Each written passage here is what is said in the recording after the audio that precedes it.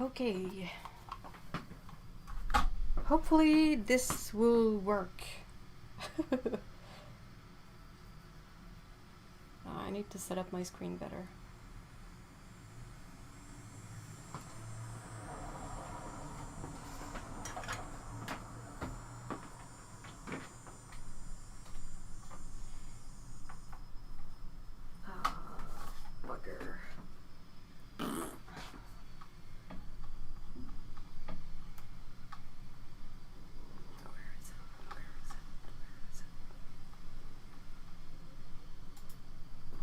Can do this.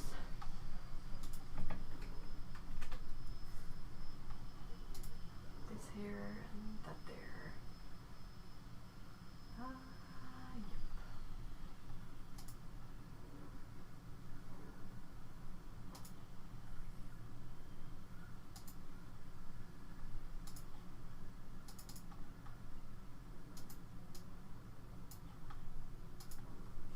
Yep. Okay.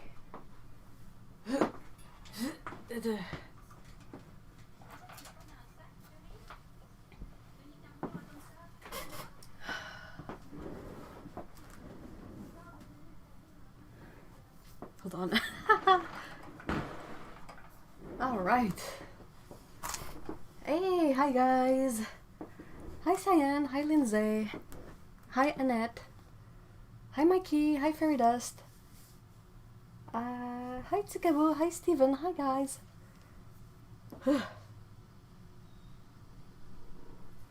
There's always something. Let me know if you can hear me well. Hopefully the audio is still functioning right. Yep. Sneak peek. Coming review. Lots of yeller. Yellow? Yeller? What's a yeller? Okay, I'm just trying to finish a tiny thing and then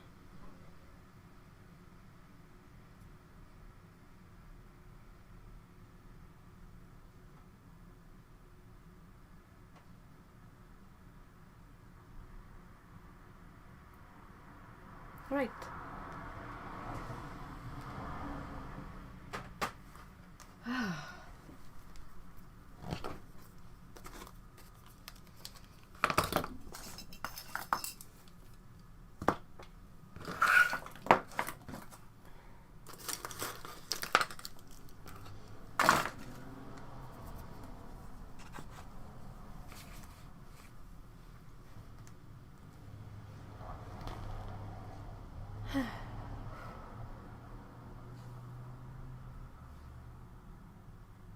Like old yeller, but just a yeller. Sad. I don't think I get it. Hey, 65 sunny day. Hi. There's one thing that I can do about the yellow tin is to remove the tape from the swatches I did, so you can see just how pretty the colors are. Hi, Sally. Yeah, that was exactly my thought process, Cyan. I was like, I saw the yellow and I was like, you know, that kind of need this. And also, it's an interesting design that doesn't have a, you know, another flip here, and also has 21 tins in it, 21 full pans in it. Sorry. Coming soon.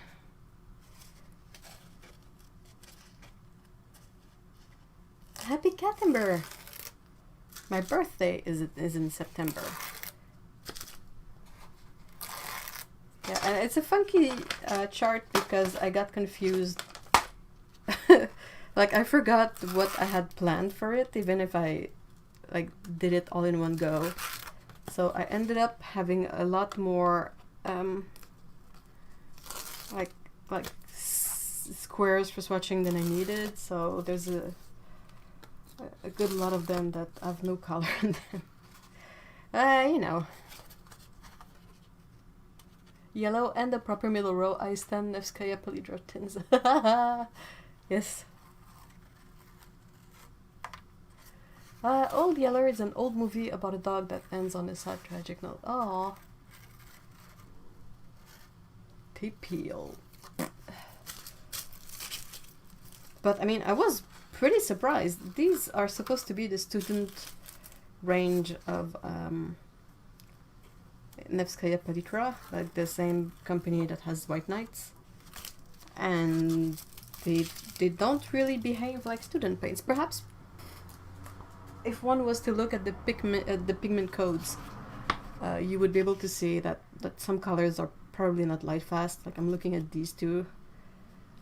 I'm pretty convinced these are not light fast in some way, and also that green, which is quite possibly PG8, which is not light fast.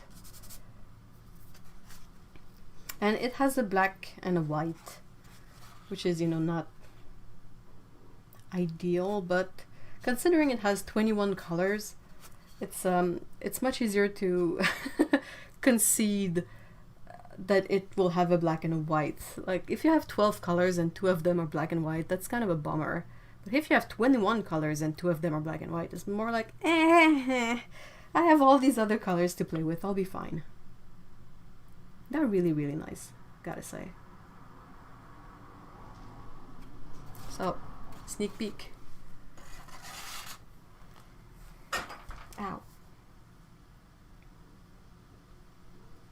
The yellow tin, I swear. It's so pretty. Right, and then another thing I wanted to possibly do is, I don't know if you guys have that, but yesterday I got sort of bit with the impulse of trying to see if I could find colors that matched that's the Yasutomo Chinese paints.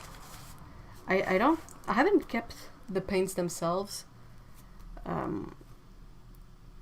because it kind of became a bit complex to figure out how to use them, in the sense that they don't look their best on Western watercolor paper, but I don't know enough about all the Chinese papers to find one that I would enjoy working on. I know that Shuan paper is not, or rice paper is not exactly what I want, but yeah, so I got bit by the idea yesterday of trying to find matches for these colors, not the white, but these 11 colors in professional Western paints, or, you know, Western style paints. So Cyan says, I have tested my Sonnet paints light fastness, and yes, purple faded pretty fast. Also they're pinkish red and one orange. So yeah, I guess that would be either for practice pieces in a sketchbook, or for things that you don't really need to keep the original in perfect condition, like you would scan it and be done. Hey Patricia! What palette is this? Which one? So, okay, so I looked at all my swatches that I have, and I came up with a list of 11 colors that I felt matched this pretty well, and I put them in this palette here. I doubt they're completely dry. They're probably still quite not too bad, but if you guys are curious to see, I could swatch them now, or I can swatch them later, like on my own. But it was a really nice exercise to try and find colors that would be close to these, especially like this rouge and cinnabar. You wouldn't think, but these two, there's not a lot of Western colors that kind of look like that. And I struggled a bit for the light green and light blue, but Holbein came to the rescue. So yeah, most of the colors I found that matched these are from Holbein, and 2 are from Daniel Smith. But yeah, that was interesting to do. I don't know if is my chat still working?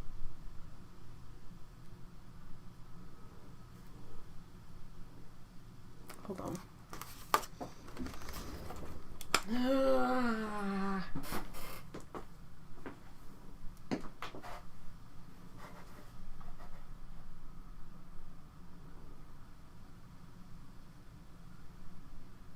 Oh, okay. Whew.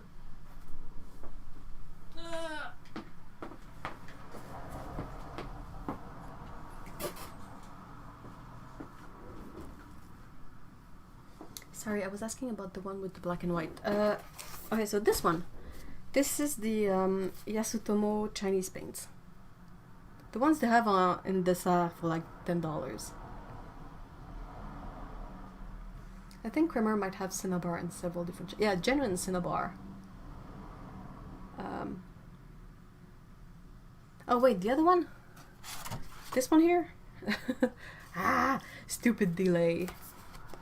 Gosh, the delay with live streaming is so useless. So these swatches are from this palette, which is the Sonnet. There you go in French. Student watercolors that come in this pretty cool yellow tin with three rows of trays for the paints and no flap here, just this mixing flap here, which I don't know if that's actually a good or a bad thing, because I never really have extra space when I'm swatching, when I'm mixing colors, you know. I'm kind of always needing, I guess one could remove this and use the bottom for once, but yeah. I really need to set this up too so that the pans are well, not moving around. But the thing is since these are made by the same company that makes the White Night paints, handling these paints when it's hot and humid is not a good thing. It's not a good idea because they get so sticky. Hey Lee, hi.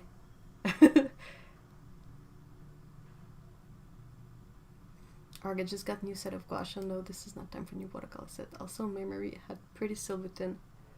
Yeah, it's I actually got one, but I'm still a bit stumped about how to use those sturdy palettes, like the enamel ones, because I feel like the trays for the pans are too deep, and like especially if you use memory pans with the box, they're smaller pans, so your pans are sort of hidden at the bottom of the palette, which is a bit annoying. And I'm always like, So I have the box, I love it, but I don't know what to put in it.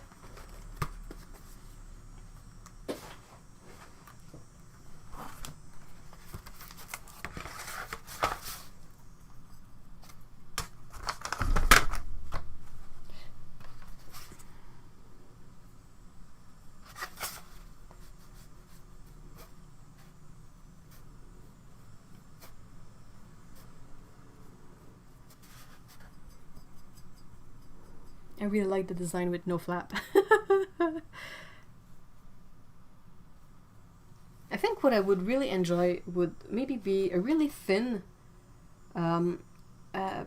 metal sort of palette with hinges, like a bit like this, but really, really thin. And when you open it, it's just mixing spaces. Like if you could have this cover, this here, like two of them that are hinged together, and that when you close them, they're about the, you know, the height of just the lid or so. Like super easy to carry,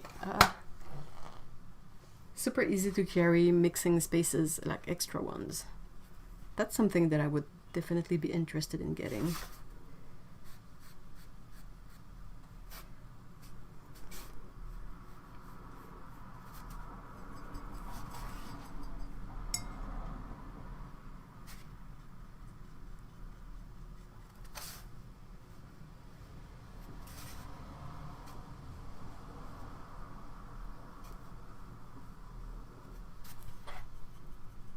I think Jackson's used to have tins like that. Oh man, they need to bring it back, definitely.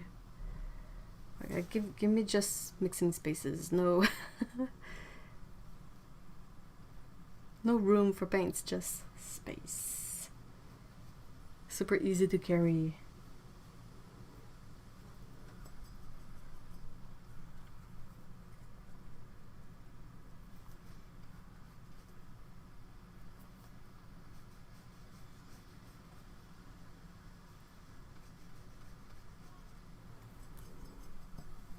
You mean just for mixing, no paints in the box? Exactly.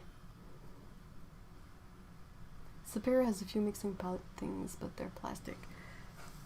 Yeah.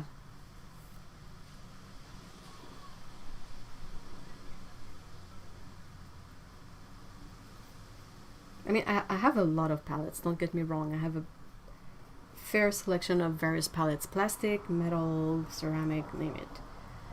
But the thing is say, well, you've seen my 24 colors palette. Like, all the mixing trays are full of colors, and I don't want to have to rinse it out every time, because these are colors that I end up using often enough, you know.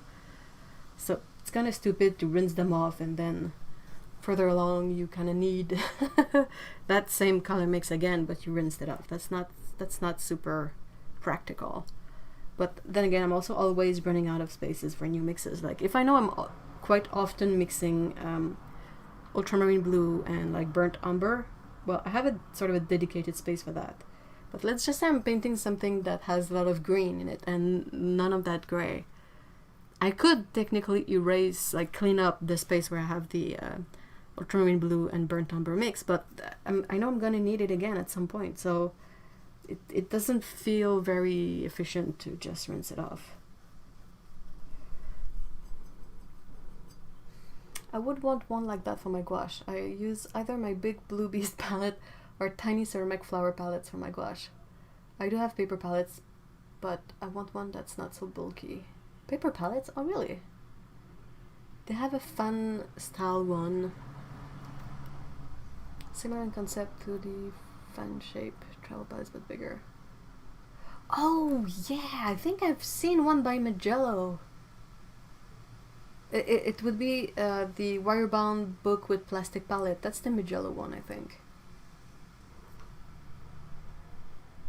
I think Theo Yichi did a video on that. Help, I'm running out of space.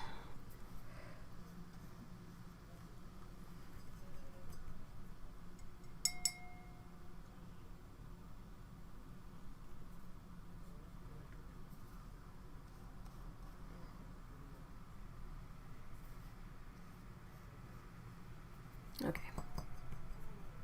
I want to build something that has a ceramic tile in the lid. Whoa, that would be heavy though, wouldn't it?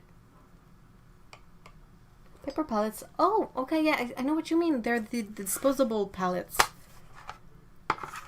Like, it's just a paper that will be not absorbent for these mediums, but once you're done, you can just sort of wrap it and toss it. Yeah, I know what it is. I like it for acrylics. Hey, Malvina! Hi! Okay, let me get the reference colors again, just to see how well I did with my my approximation of the same colors in more Western style paints. Let's see. So one of the things that is quite visible on these, I don't know if it's visible on camera, but these are a lot more opaque than you would find in Western watercolors, and that's perfectly fine because of the way these paints are used and the paper on which they are used. They need this extra opaqueness. And the binder is a bit different too, to allow for paintings made with these paints on Schwan paper to be wet mounted. I'm not super knowledgeable about it, otherwise I would be able to find a paper that I like, but from what I've understood, this is kind of the way it goes.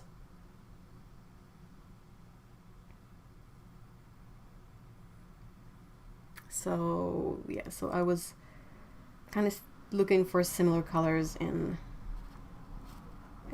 my other paints. I looked at Sennelier, Holbein, Daniel Smith, and this is what I ended up with. So the Gamboge one is Holbein's Cadmium Yellow Pale, Burnt Sienna is Holbein's Burnt Sienna.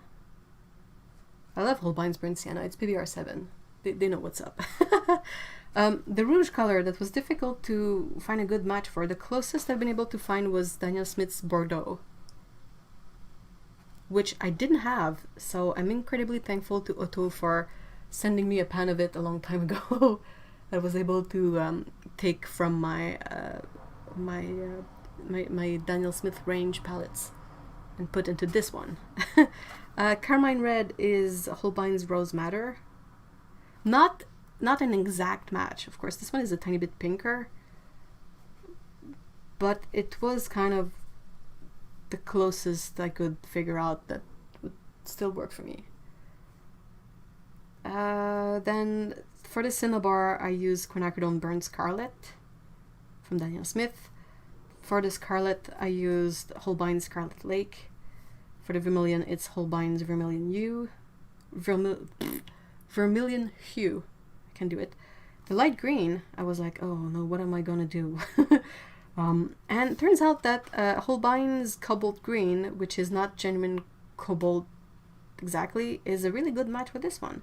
Same for the light blue. Turns out that Holbein's Composed Blue is close-ish enough. Then the indigo is Holbein's Indigo, and the phthalo blue is Holbein's Phthalo Blue Red Shade. That's what I came up with. Hey, Paulo!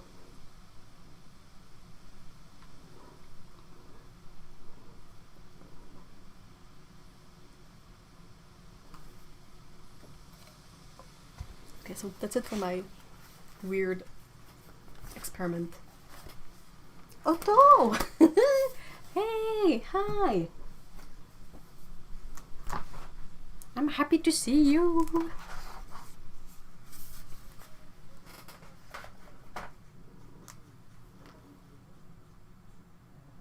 What did you miss? Not much, really. We talked about the yellow tin, and I showed some swatches, and also rambled about my experiment to try and figure out matches for colors from the Chinese paint set that I had tested out, but in Western style paints.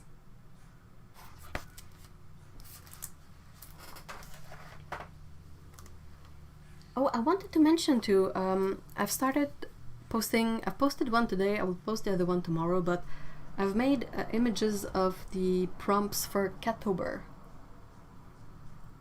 You know, the thing we will possibly, like, it's not obligated, it's completely optional. You can do it if you want, you can not do it if you want, you can draw 2 times. And that's it. But I made like lists of prompts for Catober. I posted one today on Instagram. I will post the other one tomorrow, and both of them are on the Discord too.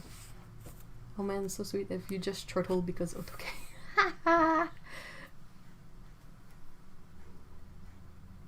Aww.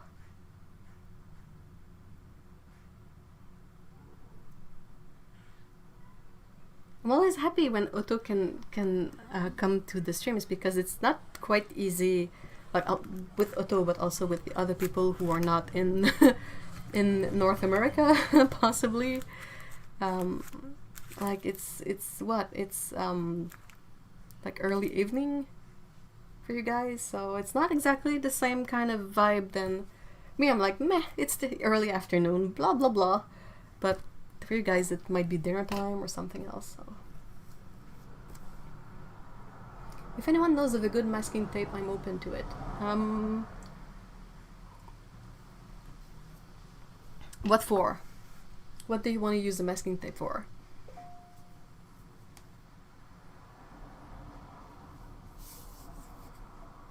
Aww. Oh guys, so tame, it's unbelievable. She should expect it. Oh, what a sweetheart.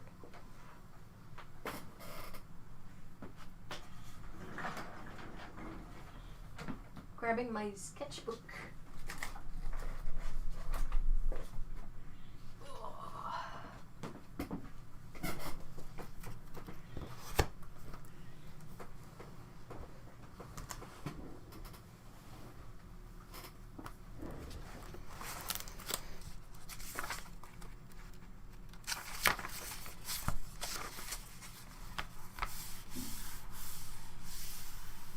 Just tape or fixing paper to boards. Alright, so I like to use this one. It's 3M painter's tape. It's blue. Otto has also put me onto this one from Jackson's. What I love of this one is that it's super inexpensive. You can get a roll, like a big ass bunch of them for a really really low price, and it's really nice. And I also have some of this green tape that's from Sure Tape, and you can use my washi tape if you can find washi tape made by MT, the brand of washi tape. It's really really nice too. Be careful of the other brands of washi tape because they might not be as good. I tend to leave stuff a long time. Yeah, that's a bit more problematic though, because I don't think I've ever seen a tape that you can leave there for long and that is not gonna be some sort of issue with the glue or with the paper.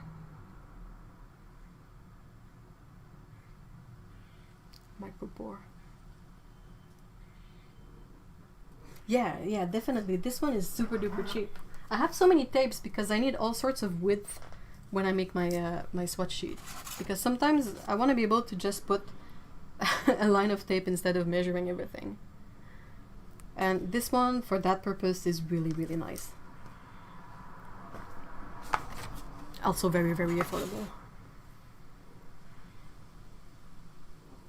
I think I have a roll of micropore somewhere too, but I'm getting my flat file unit tomorrow if everything goes according to plan. So I will finally be able to sort out the huge jumbled mess of palettes that's that way. And then I might do sort of a tour of my studio, which is about 2 walls in the room and a bunch of stuff.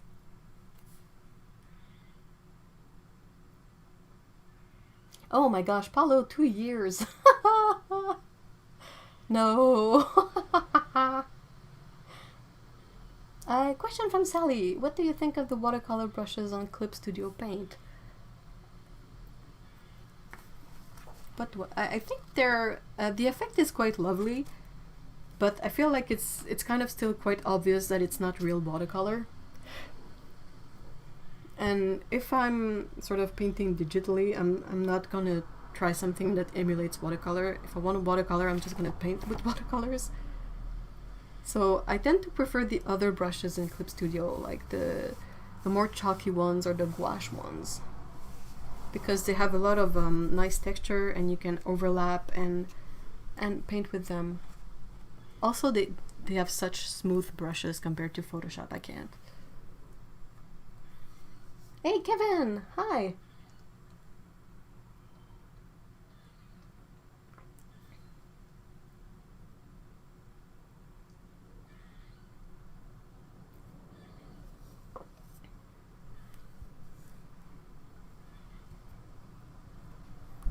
Oops.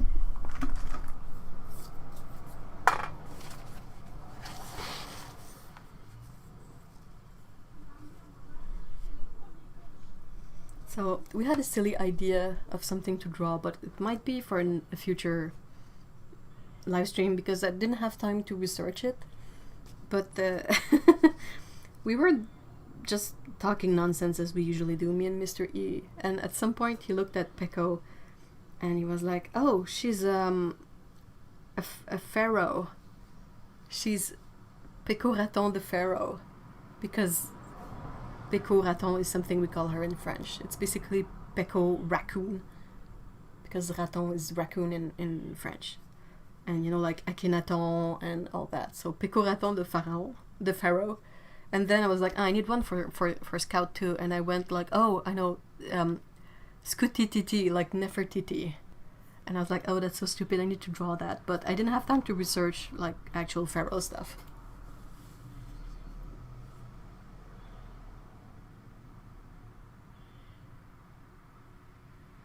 I'm looking at getting watercolor pencils. Any recommendation? What's your budget like?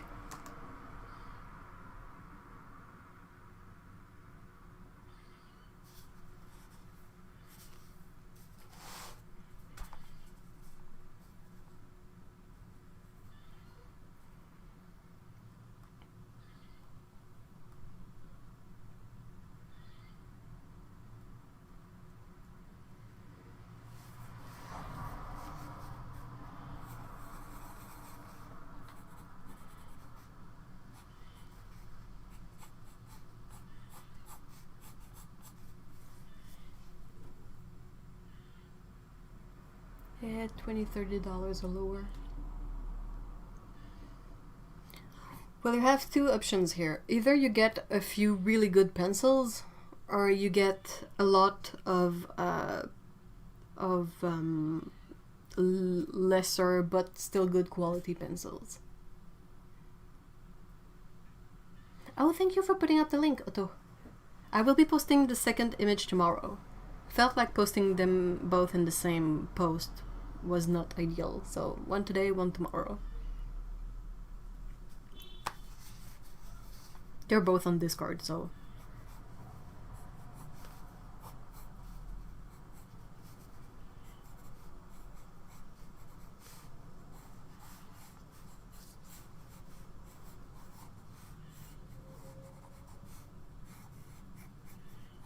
I feel like drawing rocks today, I don't know why.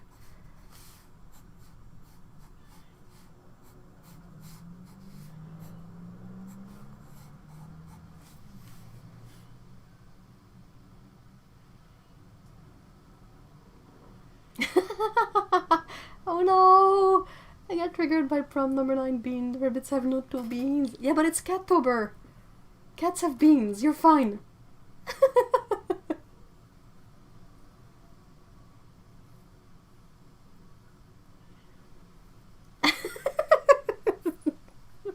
That says, I totally forget about the no to bean thing, then something will remind me and I just don't trust the world anymore.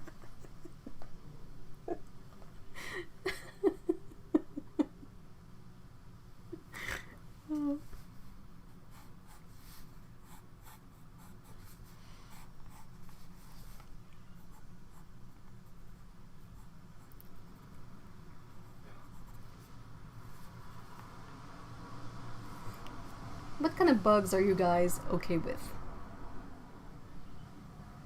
Because I kind of want to add like a tiny bug here just to give the cat something to look at.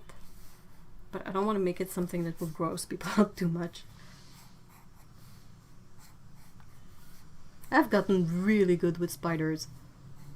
Like, I don't even... Like, the only times I'm bothered with spiders anymore is if they, like, come up from someplace unexpected really fast. But now when I see a spider, I'm like, huh. If it's indoor, I'm just like, oh, I need to put it outside, and I put it under a container with a piece of paper, and I put the spider outside. And if it's outside, I'm just like, huh, it is a spider, it's outside, everything's perfectly fine. We have a really neat spider that has made a web near our garbage bin. She's really, really good looking. Like, she has fun pattern and everything. It's not one of those super bland spiders that you're like, ah, you could have been cuter, you know?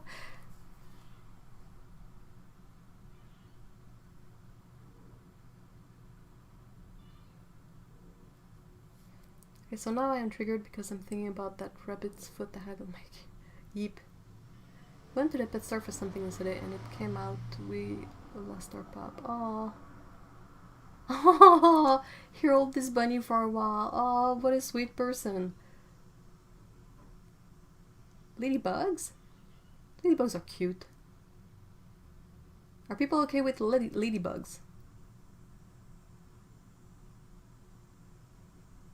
I got to cuddle a baby bunny for a while. Oh, that's healing for the soul.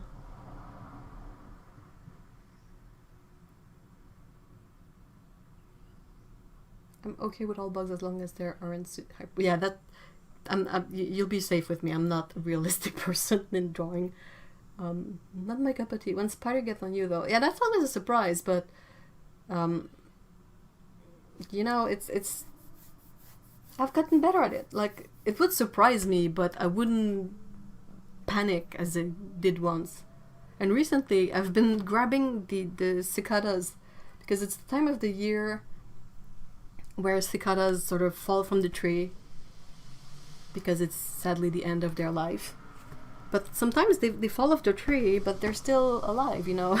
But they're on the sidewalk and people will stomp on them, and I'm always like, dude, that's not a cool way to go. So I would try to get them to climb on a stick or a leaf, but they're kind of dumb because they're just bugs. And they really hook up easily on your finger, so I would just put my finger and it would hook up to it, and then I can sort of put it on the side. But it was really interesting to have a big cicadas on my finger. It's really, like, they have a solid grip, honestly. The tiny, tiny, tiny, tiny legs, but dude, the grip on those legs. Okay, but lobsters? Lobsters scared. Really? Whoa. I think crabs, I find them really cute when they're upside, like right side up. But if they're upside down, I'm like, ugh. There's all sorts of cavities and stuff, and I'm just like, you know what? I'm gonna eat that tofu over there. That's perfectly fine. Perfectly fine. Give me the tofu. Keep the crab.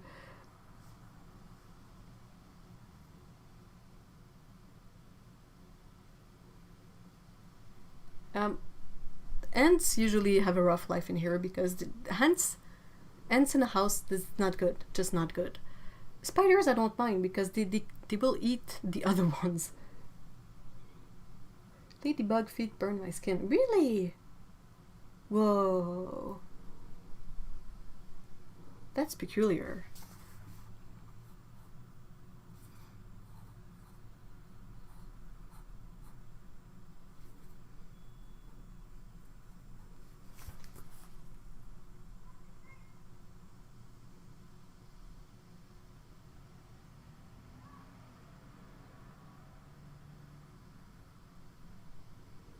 I've been living in basements for more than about 15 years. So yeah, that's 15 years of you know, finding a lot more spiders than one should. So after all that time, I'm kind of more just used to them.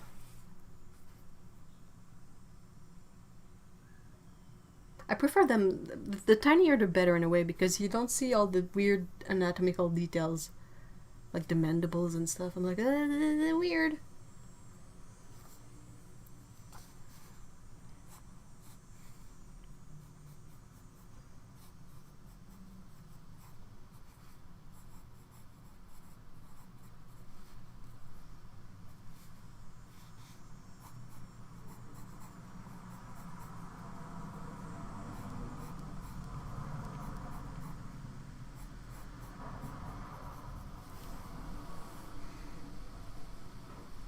Got a huge yellow garden spider who has woven a fantastic web outside my dining. Oh, that's awesome! Is it one of the, like, the banana yellow ones, or is it just, you know, that because there's a type of garden spiders that will sort of spend a lot of times on bright yellow flowers, like this kind of yellow. So the spider is that yellow, and it's really striking. How about praying mantis? I love praying mantis, but I don't have one in mind right now. I'm not a Janist, but I try to save the bugs. Oh, what's a Janist? But I'm like that. Like, if I can sort of just put the bug in the bog, if I can put the bug in like a thingy and put it outside, that's really, really easy to do. And there hasn't really been anything we've found in the apartment so far that I was too terrified to just put it outside. I remember in bio, the teacher put a small spider on the microscope. Yeah, I know they look the same, but the fact that they're smaller means I cannot see the details, which is, you know, good. Good for me. Does anyone buy a yarn advent calendar? I don't, but it sounds really interesting. I would tend to look on Etsy for that. I wouldn't know where else to find. I wouldn't know where else to find a yarn advent calendar.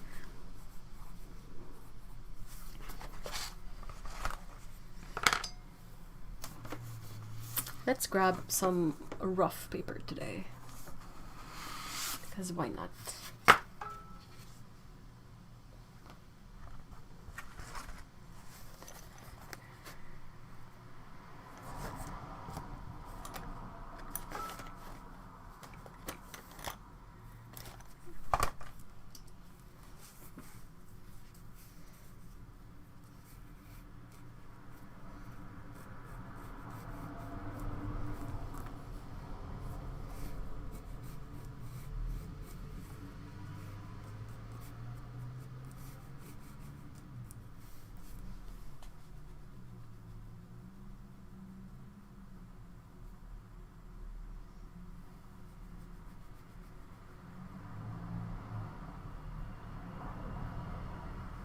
I'm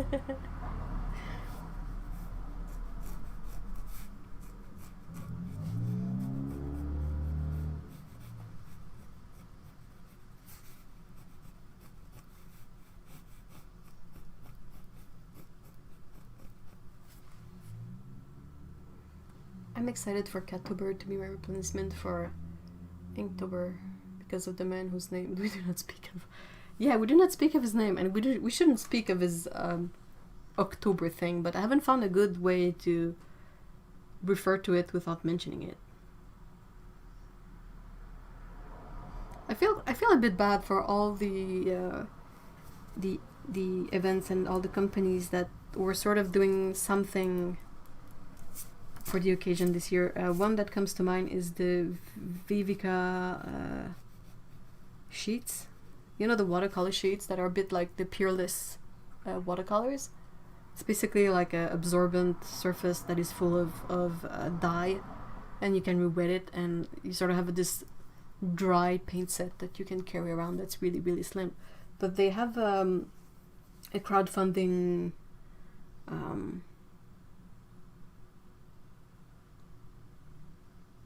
how would you...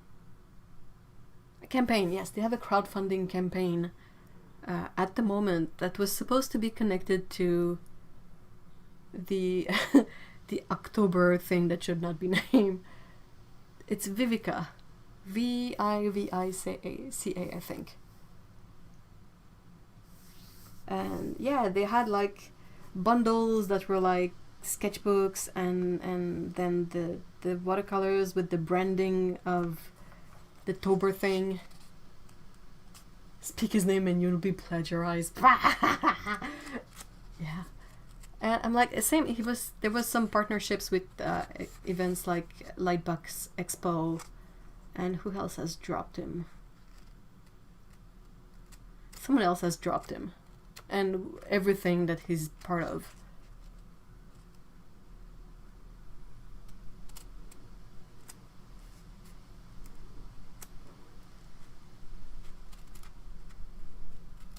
Lol, that October thing that should not be named. You know what they say, like, you shouldn't poop where you eat. That's still completely true. You really shouldn't poop where you eat. Because I thought start of September was super early to even think about Christmas stuff. I agree. I'm really surprised that either two things. Either people are really into their yarn advent calendars and they get to it like really fast, or they don't make that many, so whatever few they have gets sold super quickly.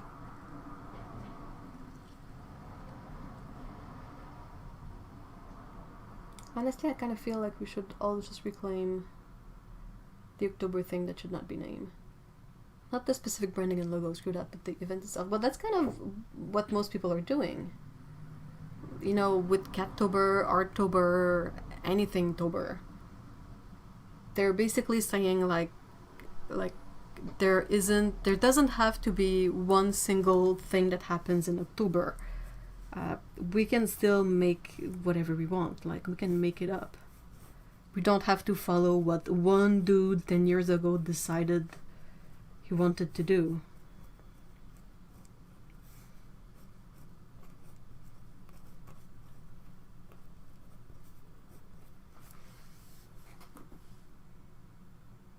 You shouldn't poop where you eat. All the people who ate their lunch in the school bathroom. You know what I mean. Like, you shouldn't poop in a dinner plate, is basically what it means.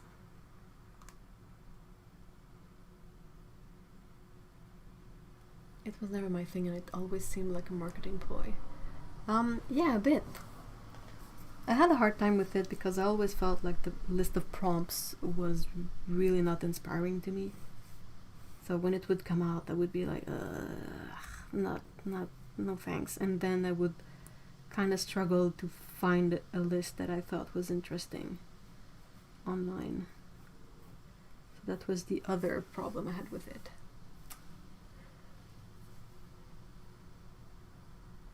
I thought I was talking about yarn advent calendars.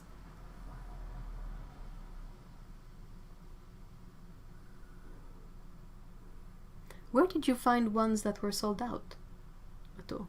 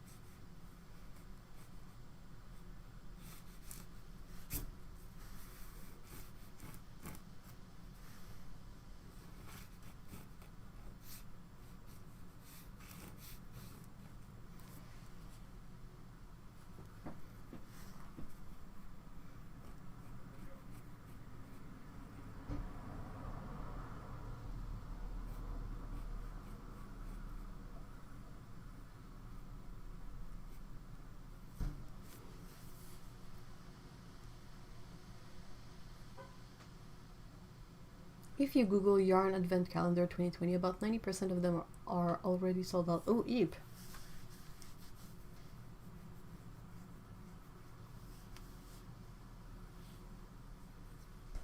The controversy.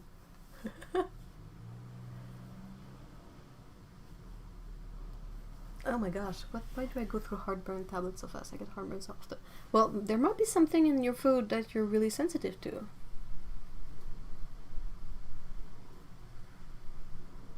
Yes! I remember Otto got me a super awesome tea advent calendar, and I really loved it. The tea was good. There were very few ones with hibiscus in it, which is not something I kind of enjoy.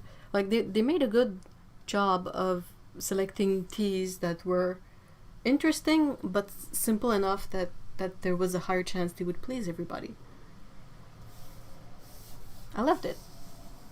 I kind of went through out of order at some point because sometimes there would be like a chamomile herbal tea behind the door, and I would be like, it's 9 in the morning. I'm not gonna drink chamomile today until it's much later in the day, you know. But it was nice, and it smelled so good. I've only ever seen like cheap chocolate advent calendars, so the tea one was really a surprise.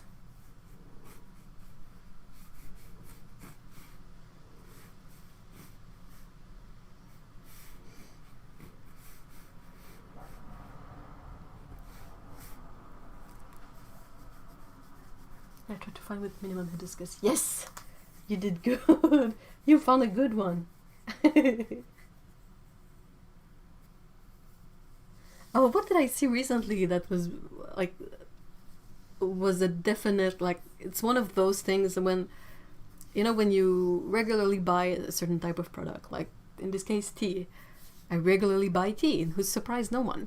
And I got an email from a company saying that they had something new, and I was like, oh, what is it? What is it? And I went to check it out, and it was basically a tea that was mostly hibiscus. And I was like, yeah, nope. I'm out. That's good. I'm done.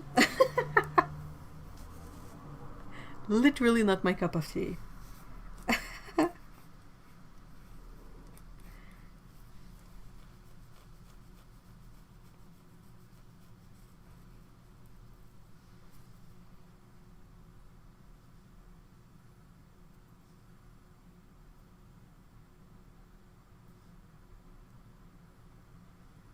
Oh, that's so cute.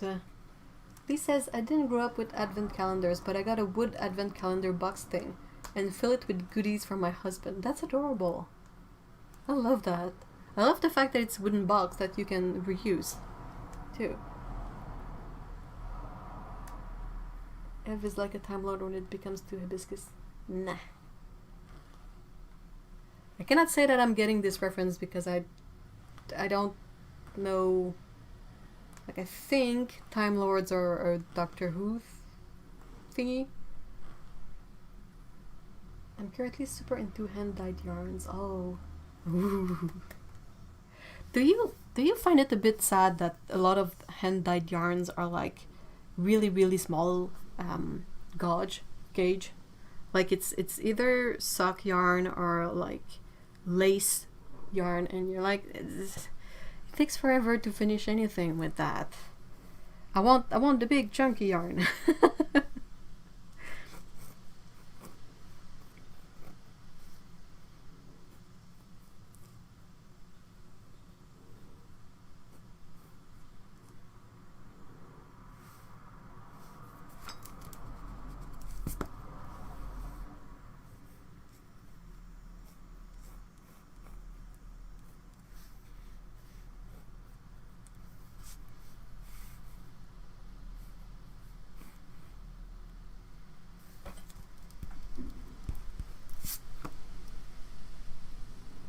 I got the box at the side. Huh.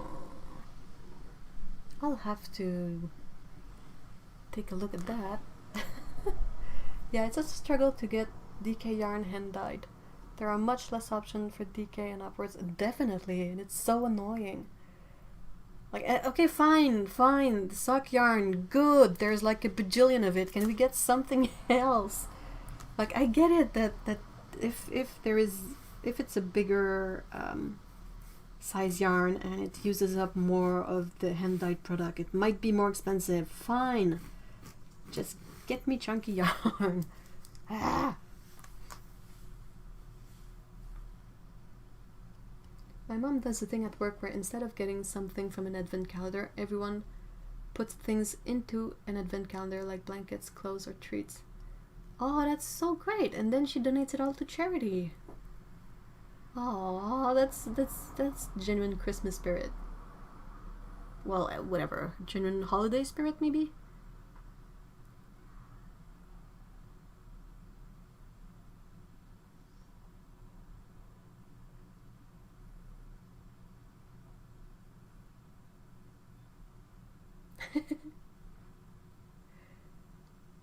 Like, how thin would a blanket would be if I made it through? Oh my gosh. It would be very thin, but it would also take like 5 years to finish. And cost like, I don't know, 500 pounds.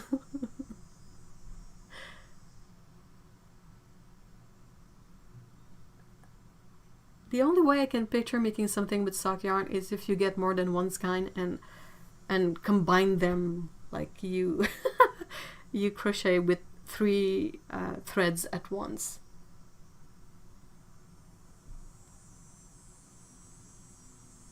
That's really cute, Lee, that you were able to find such a good advent calendar box from Dessert. That's really quite nice. Falling asleep again. Hey, have a good nap, Lindsay. And a good weekend, but for now, a good nap.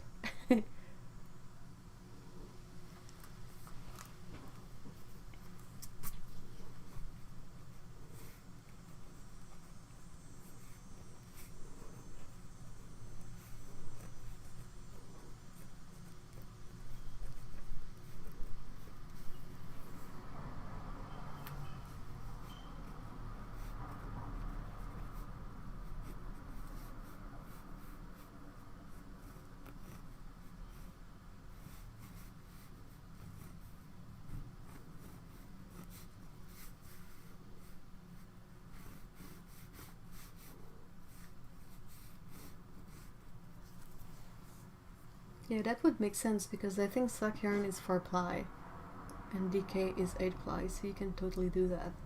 That's the only way I can see the way out of this problem, but yeah, then you need to sort of, if it's hand-dyed yarn and it has a gradient in it, that might be a bit difficult to match.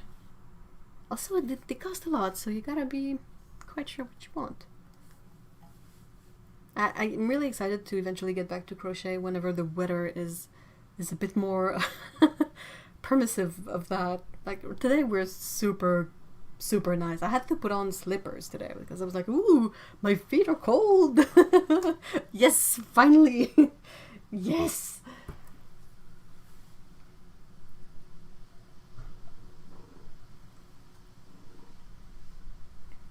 I'm wearing pants. I don't have a sweater on though because it's kind of a bit. My sweater is too warm. Dude, I like when it's cold.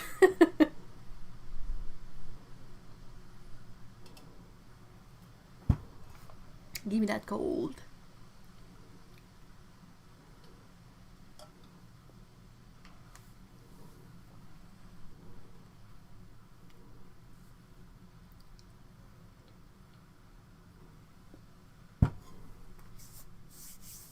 Still 31 Celsius over here. Oh, you can keep it. Blah. Blah. Way too hot.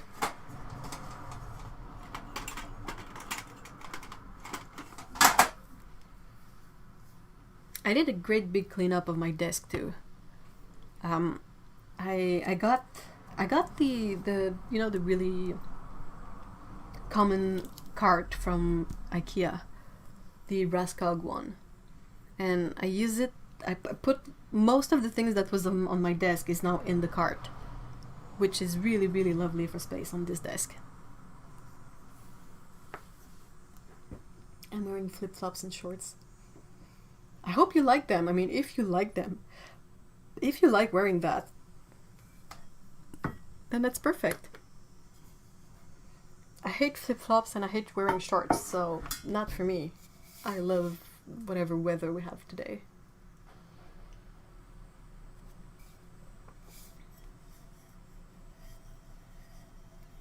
I love this weather, but I can't handle Canadian January. Why? I mean, I feel like Canadian Januaries have been more and more mellow. There's an artist up Muskoka Way who makes nice paintings with yarn or wool. I think her name is Pat Carnochan or something. Is it like felting? That's quite lovely. Especially not 2nd, 3rd January.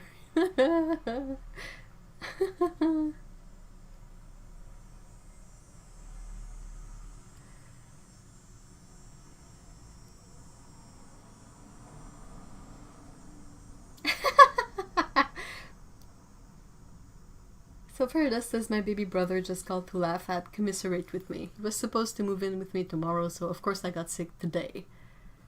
What kind of sick are we talking about? Not in too many details. Let's keep this everyone friendly, but like, is it something like a flu or is it something like a stomach bug? And it says, I did dye yarn by hand. It was fun. And we had DK yarn to dye. I had a knitter life before watercolor. That's lovely. That's so creative too, and it's so you get to work with colors pretty much a lot too, which is nice. It's unlike, say, something like singing. Singing is an art and is very creative too, but you don't really get to play with colors when you sing. Unless something really peculiar is going on.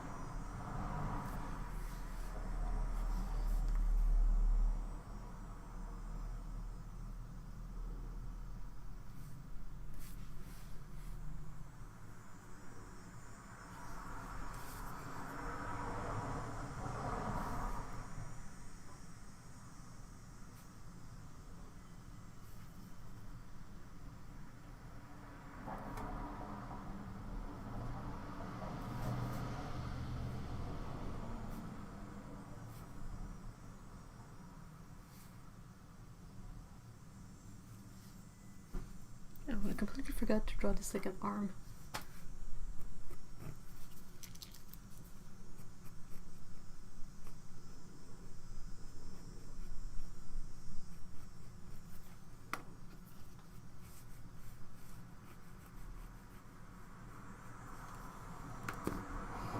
Yeah, I got into yarn way before watercolor too.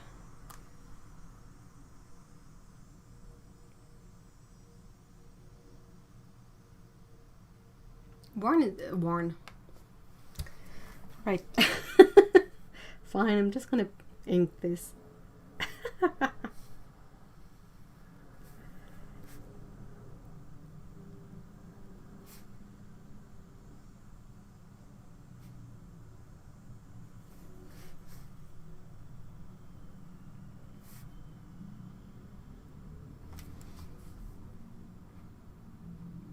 The kind of general sick that can be anything from a physical manifestation of anxiety, a particularly bad bout of PMS, or the goddamn plague. Good grief.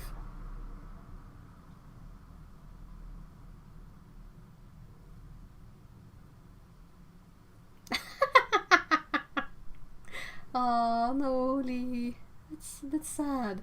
Lee says, I like weather where putting extra layers makes you warm. When it's minus 30 Celsius and both my studios are drafty, I can be dressed like a wool ball, but my bones and muscles still ache. Yeah, that's... Like, if the goal is to be comfortable, so if you're not comfy when it's too cold, that's not good either.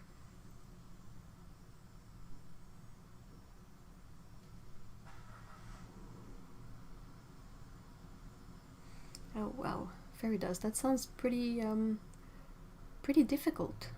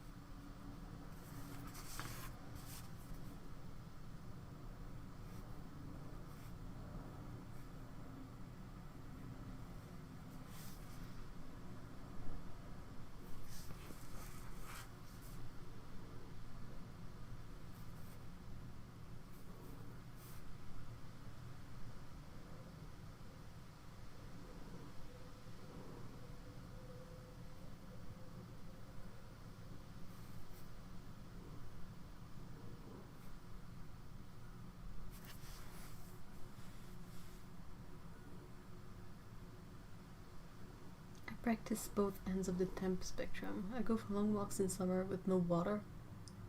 I try to keep yeah, why no water?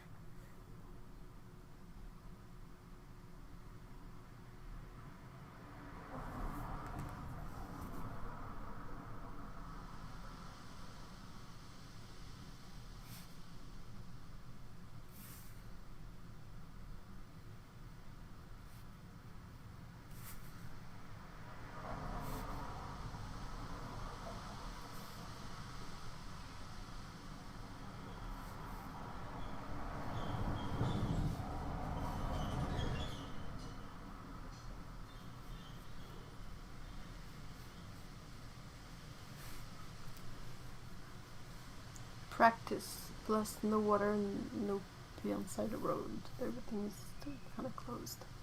Well, what do you practice? What does it practice? I've never heard of something like that.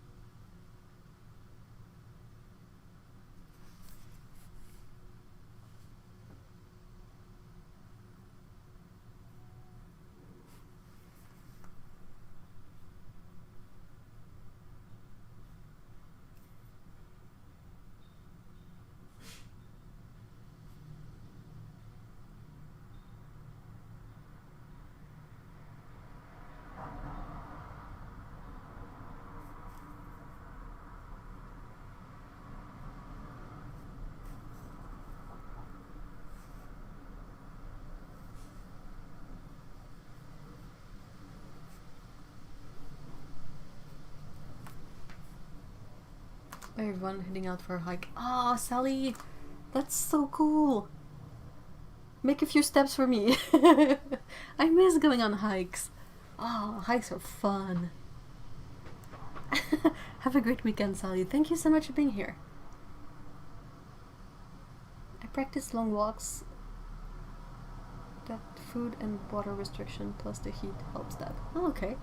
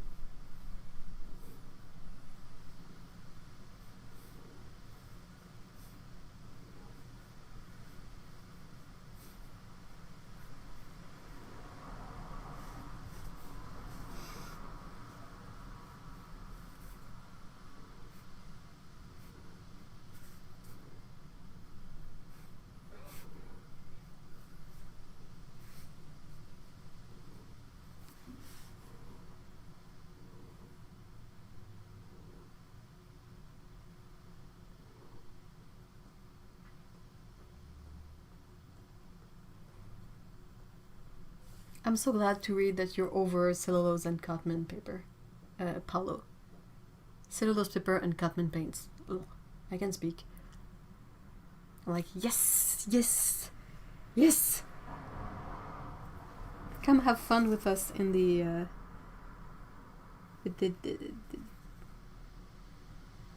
like the real fun of it will begin. I find it so satisfying when, you know, you swatch a color and the strength of it and the vibrancy and like it's so, it has so much potential, you know. While when you try to paint with something like cotton, sometimes the color is so weak and you're like, oh, I feel limited in what I can do with this. Only took me like 3 or 4 years. Well, I mean, it will take the time it will take. If you're done with it now, then all's well.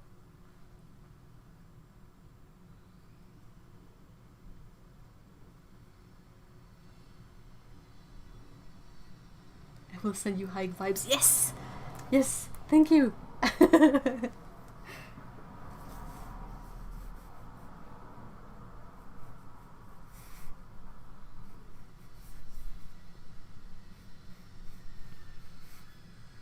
Hey, that reminds me, Otto, has the options for hiking sort of reopened where you used to go? Sometimes colors in cotton have so much punch to them. Yeah, they do. Sometimes they have almost more punch on cellulose paper because they will really stand on top of the paper, but the paper doesn't handle like water or layering. So if you make just a bloop of paint, like just a brush stroke, like with a brush that is not too wet, you might get the more punchy color, but then you're super limited into what you can do with the paper itself. Want to paint a big blackberry. Yummy.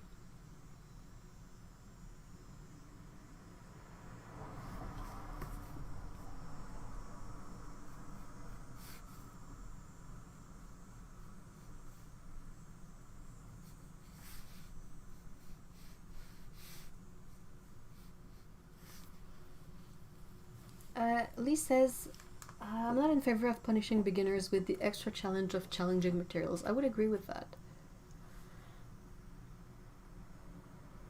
I've said this more than once, but I know it might be difficult to sort of, like, this is a perspective that makes sense from the point of view where I'm at, like as someone who has used professional paints a lot and don't really feel like anything is too precious to use. But I would certainly push beginners to get primary colors, good paper, a few good brushes, and start with that. And if they have to spend money on something, to renew something, it would be to buy more good paper and practice on the good paper. But I can understand that it could be daunting. Otto says nope. Well, you can get there, but only on buses, and no one wears masks on the bus. So we are staying away from buses. That, yep. Ah, people are so stupid with the masks, honestly.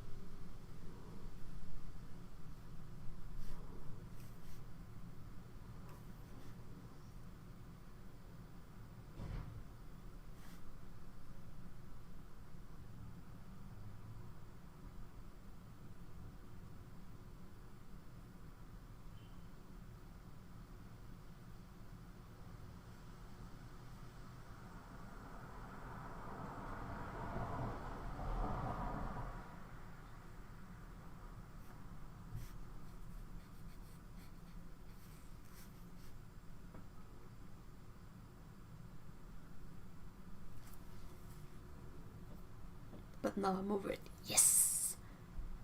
Yes!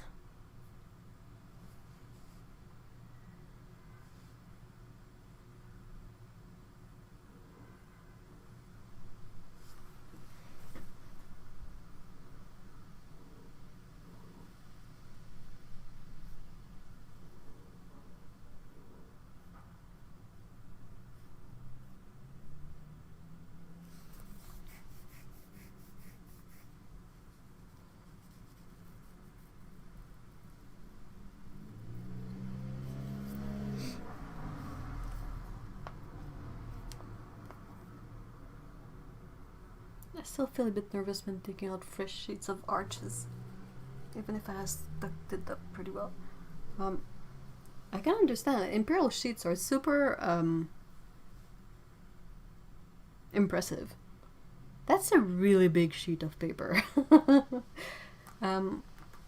Personally, I buy the Arches pads, so it really doesn't feel precious at all when it comes in a glue-bound pad, you know. So I just, you know, I finish a pile of paper, I just grab a new sketchbook, a new pad, I open it, cut the sheets in half, stack it in my paper organizer thingy, and good to go.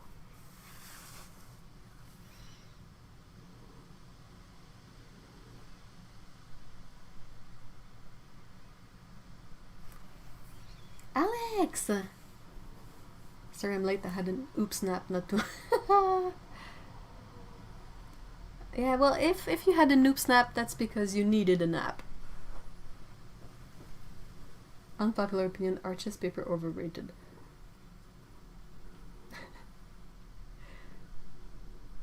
I meant regular A3 sheets, full sheets, well, I would like faint. I mean, Imperial sheets are like not much shorter than me, you know? I wish I could really experiment with different papers than Arches. We don't really have a lot of options around here. So I'll keep my good old available affordable Arches, but I can definitely see how, like when Otto says that she finds it overrated, I know why, and I completely agree with the reasoning. But also, like, I don't have much else.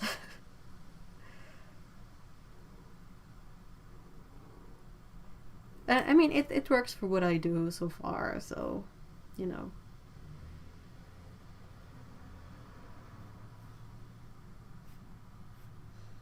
If I had access to, like, Saunders Waterford or other, like, cold paper, I would definitely try them. Get a pad or something, but it's kind of difficult, and for paper I try to buy stuff when it's like on sale or local or, you know, like easy to get, so I can just not think about restocking it. Like, it's not a hurdle that I have to sort of spend energy on to be aware if I need to restock paper. I know that if I run out of Arches paper, which is not gonna happen anytime soon, but if it were to happen, I can really easily get it, like, in a matter of days. If I were to fall in love with the paper that I can only get from, like, the UK, then I would have to factor in like that I need a good minimum 2 weeks before it gets here, and it might be like dinged in the mail, so it might not be pristine paper, you know, like. It's a lot of stress just for paper.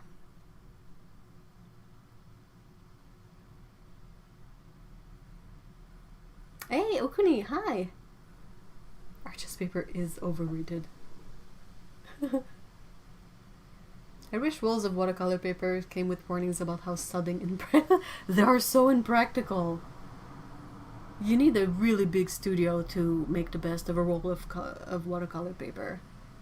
Because you need space that you can roll it out, and then you need a way that you can flatten it, because it's gonna keep that permanent freaking curve in it.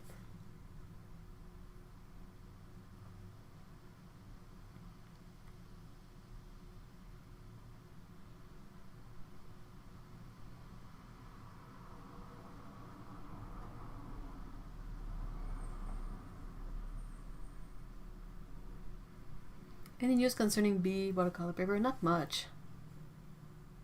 I don't have a watercolor paper roll. I don't have that kind of money, but I've heard from a few people with watercolor rolls and paper rolls, and they don't find it all that practical. You need space to be able to cut sheets out of it. You need space to be able to let it dry flat. So it is really not all that handy. You need space to store it, and if you don't use it up quickly, you might run into issues with humidity and sizing. Like, it's really not that efficient, I find.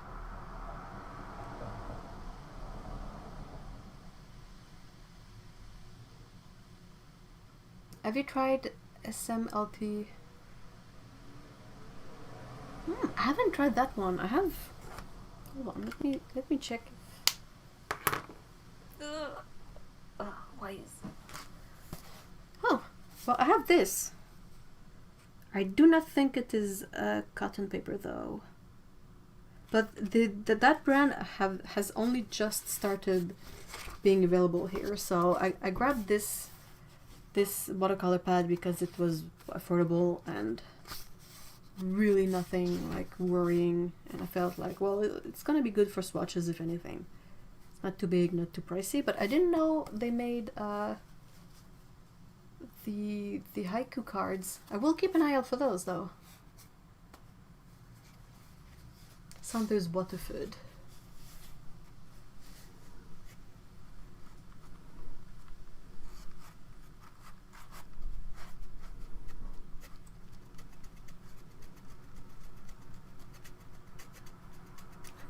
Oh, Mikey, Olga's person.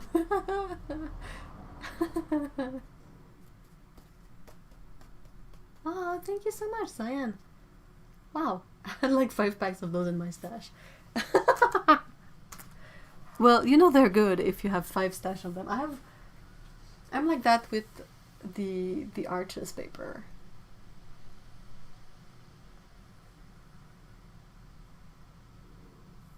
I know, Arches not the best paper, but I think the only cotton papers I've seen available around here are Arches and Fabriano, and I don't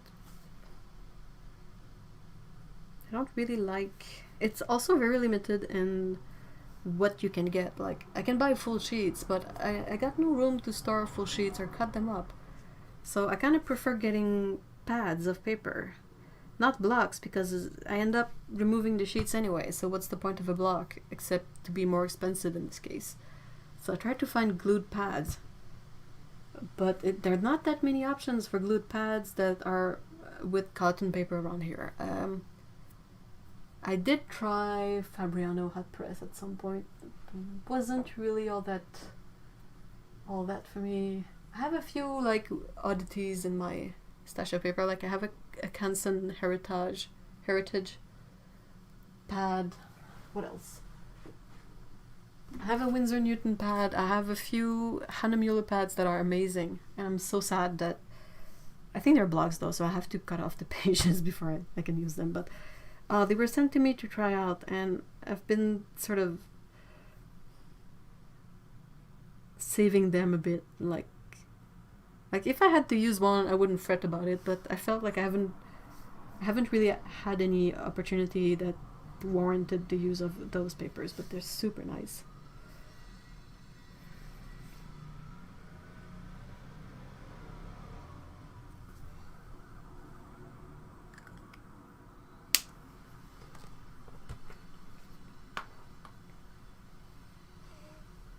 I'm going to try some Still and Burned Beta next. Is it full cotton, that one?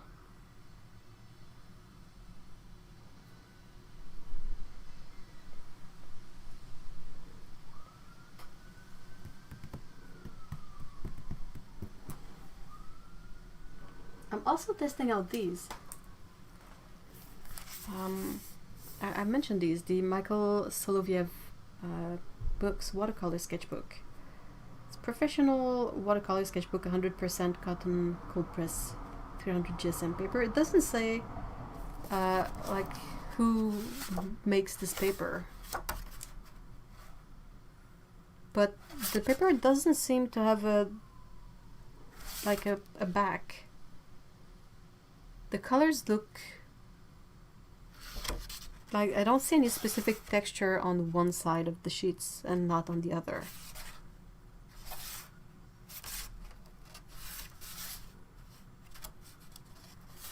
It's been really weird to use a cotton sketchbook as a sketchbook. So it has things like swatches in it, practices, like tests, all kinds of weird stuff, and I'm like, it feels weird to use like a cotton paper for something so experimental in a way. I have a few blocks of honeymeal cold press and love it, but tend to save it for a special. Oh, you too! You know what I mean, right? It's so good. It's really, really nice paper.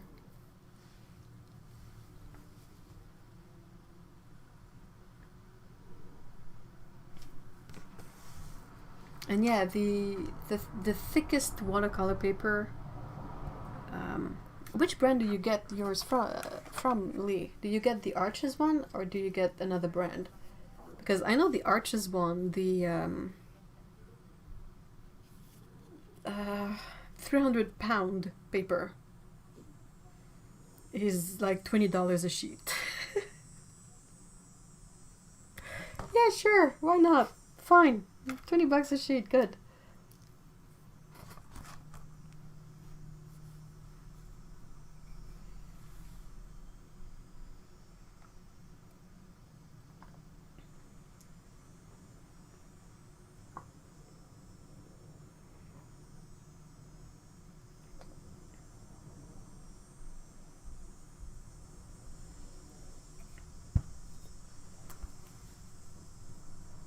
Hey Nicole, hi!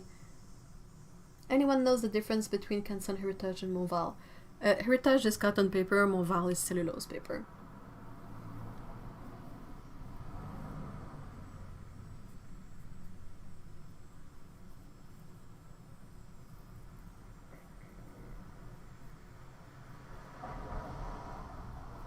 The Montval one should be a lot less expensive than the Heritage one.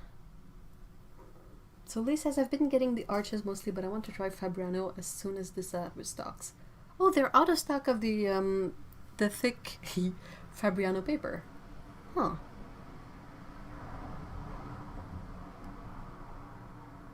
Ah, whoa, what? Slan says, Honeymeal block is my workhorse paper. I had really huge block.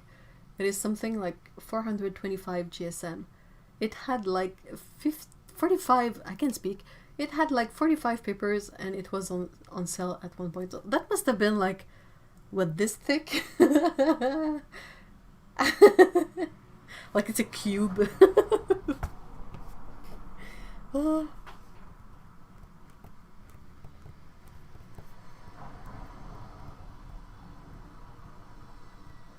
Oh yeah, it's lovely. The thick watercolor paper, the really, really thick one, doesn't buckle at all. It is so fancy to use. So fancy.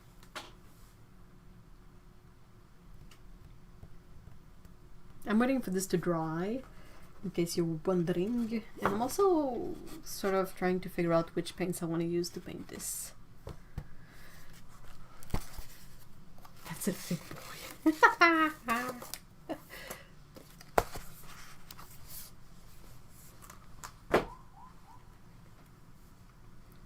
Fabriano also has a soft press. So is that like a texture in between hot and cold?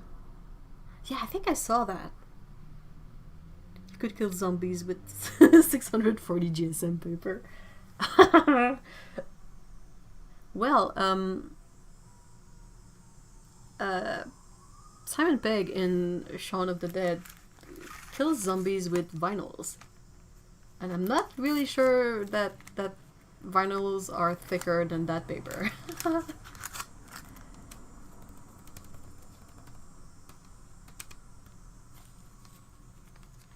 on the state, Acuity paper carries Fabriano Rosa Spina. What's special about that one? We did not talk about food yet. What? Alright. Food. Come on. Do you transition the kind of stuff you eat from summer to winter? Or to fall in this case?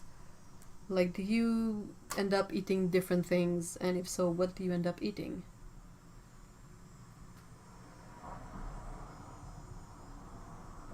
Fabriano Artistico is my go-to paper cold press. I really feel like I'm gonna have to give it another try. I think I might have a few samples that I could sort of test the waters with. And I'm really overdue to visit the Serre because I have a bunch of gift cards that have gone unused because of COVID and because of the events of this year.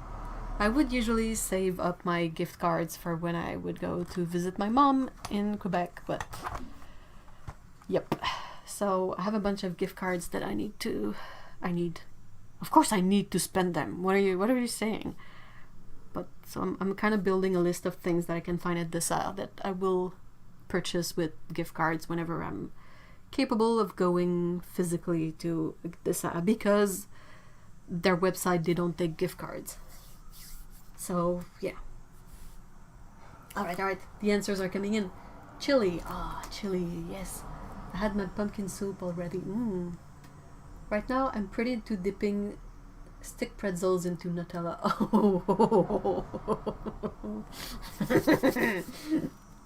Oh damn. Did you ever see the restaurant-sized buckets of Nutella? It blew my mind. I was like, can you imagine the amount of Nutella in that? Unbelievable. Otto says, yeah, totally. I make a lot of soups in the winter. In the summer, it's tacos all the way. Oh, that's interesting. Oh, soups, yes. More meat stews. Oh, yeah, stews too. Put everything into a pan and cook it until it's time to eat. It's not pan. What's the word I'm looking for?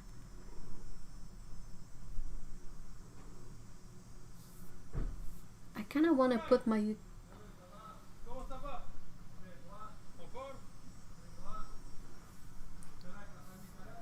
neighbors. I kind of want to put my YouTube channel into a different direction. I want to make beginner-friendly tutorials where I'm showing to paint a picture, but also, yeah, you can do whatever you want. That sounds good.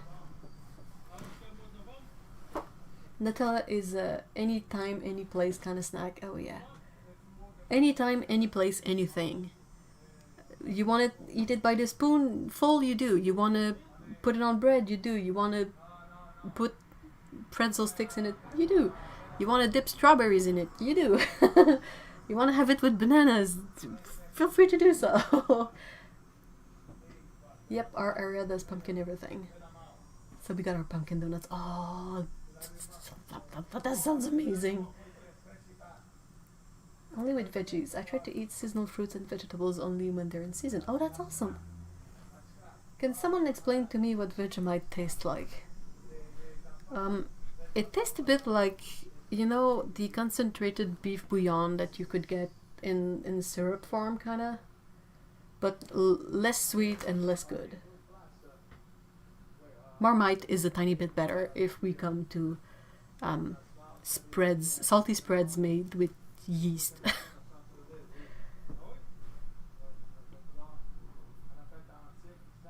I just realized the other day I still had a box of Girl Scout cookies which I'd gotten specifically for Nutella. Oh, I don't think that lasted long, did it? Looking forward to stews and things that cook for you. Oh no, the chat is too fast. I bought my ex 5 kilogram Nutella for birthday. Oh, dude. Wow. Catering.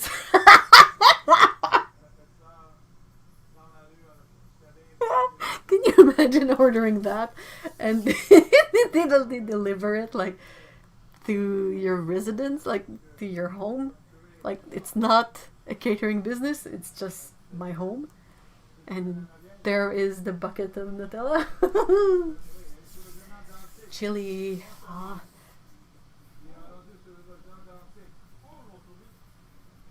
When the weather is like this, I tend to want to drink tea instead of coffee. I want more starches like pasta and good fall harvest soup. Oh yeah. The catering size for when you plan to swim in your Nutella. That feels like a waste of perfectly good Nutella. Dip your hand in the tub to claim it as your own? You do! Definitely. Hey, a box of paint! Hi, we're talking about Nutella. I make my own Nutella because you know me, why make things simple? Well, it's your decision, hey? If you're having fun, you do it. When we went to Italy, they had the tiny single-size servings at the breakfast bar. It was totally normal to put Nutella on a breakfast scone. It was bananas. Yeah, the tiny jars are adorable.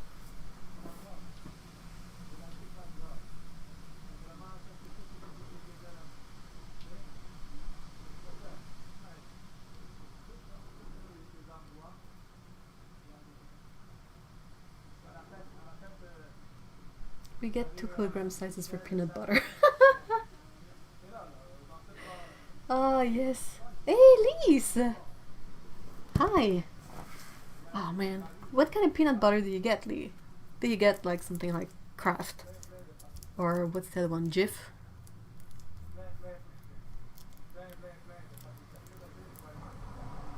I hear we're talking about food fortune. Yeah, you're right on time. I found a few dairy-free, palm oil-free Nutella available as well. Nutella, it's not actually Nutella, but it's, you know, it's same idea, different brand, different ingredients. And it's really, really good. It's just a bit more expensive. And then Kraft has recently made its own version of Nutella that has no palm oil in it. Tends to be easier to find. And if palm oil and orangutans is something that is really present in your mind and that you care about, that's a nice option. Still has a bit of dairy in it, so you know it comes with consequences. But dang, it's good.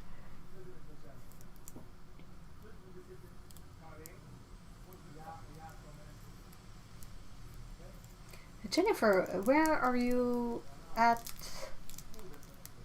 Oh man, I would have to show you the dairy-free, palm oil-free Nutella I've seen from Recollet di Asiago, I think, is the brand. It is super normal in Germany to eat Nutella and crepe for breakfast. It is normal here too. Kraft, nothing fancier. It is so tasty. Homemade Nutella is just hazelnut, cocoa, powdered sugar. Yeah, but it doesn't taste like Nutella. It tastes like a delicious hazelnut chocolate spread, but it doesn't taste like Nutella. There's a ratio here. I'm allergic to Nutella, never tasted it even. Aww. Maltesers spreads, what? We get fancy we get fancy artisanal bread and put Kraft peanut butter on it. Yes. Yes, yes, yes. That's awesome. I look often. Hold on, Jennifer, let me find a piece of paper so I can write down the brand I'm talking about. I should do it. I think, if I remember correctly, the brand is Recollet di Asiago, I think. Do I have an empty jar of them? Not here. Crap.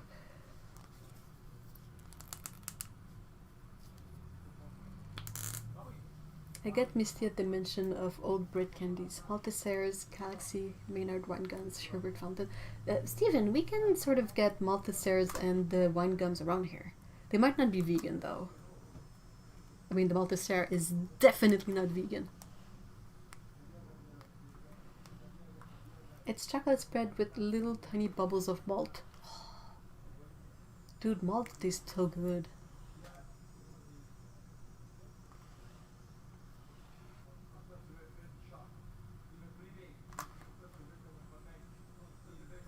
Yeah, I agree. Mikey says malt is a great taste. Completely agree.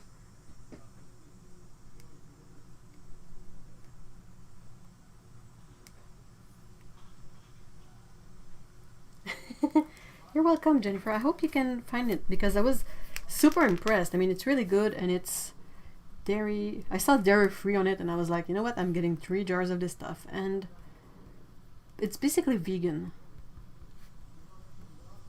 I was like, what? Ugh. And now I need paints. Oh, let's just grab the... There you go. Paints. My favorite peanut butter is the store brand of one of our cheap grocery store chains. It's literally just peanuts and a little bit of salt. It's the cheapest brand and no bitter aftertaste. You have chocolate bars called Dove. All I can think in the UK is the bar. So I think 99.44% pure. It kind of looks like the same design as the bar soaps.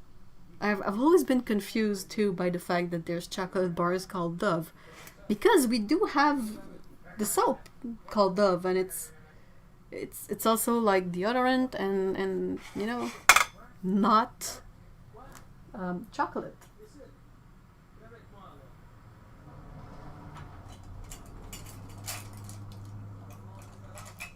I have so many brushes out. Why did I do that?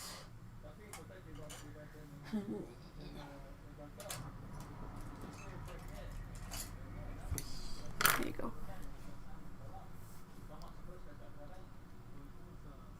Guys, I'm almost completely out of Nutella. Uh-oh.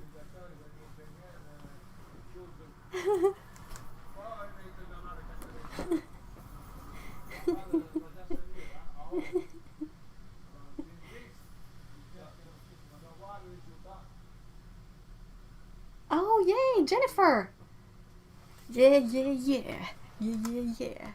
All the chocolate spread. I mean, it's one of the, like, the basic nutrients we need in life, right? Chocolate spread.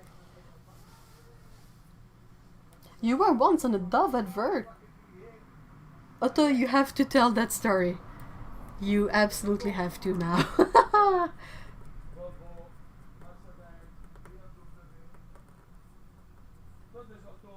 No, we have Dove in Canada too. At least in Quebec we do. I think. I'm pretty sure I've seen it.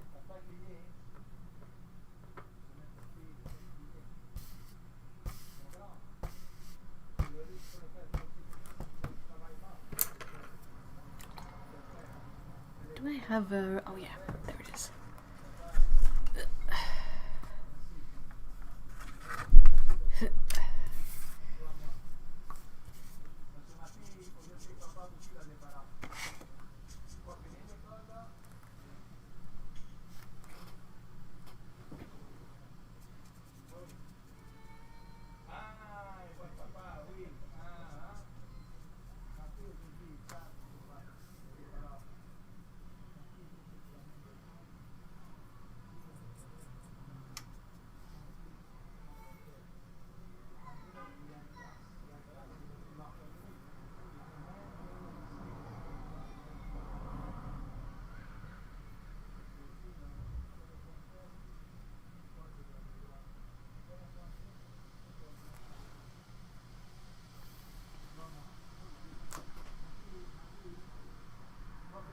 Hey, bye Okuni, thank you so much for being here.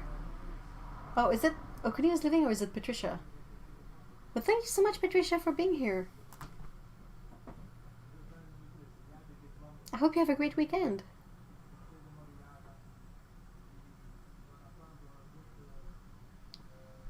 Wait, what? Hold on. Okay, so that's Otto's story about the dove thing. It was a random thing. They were just going around taking photos of random women and then asking permission. Oh, that's cute.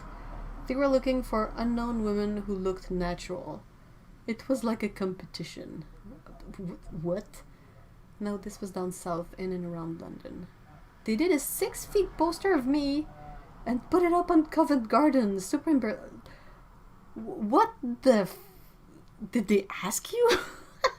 Did they sort of put it by you before they did that? I'm using Sennelier half pan palette. That's unbelievable. Oh, you were saying to Patricia? Okay. And then they brought us all to this super swanky place, put on loads of things for us to do, and a really good lunch. Huh. That's still kind of weird. If they tried to do that in Scotland, I think they would be sent home rather quickly. And in very colorful language, I feel.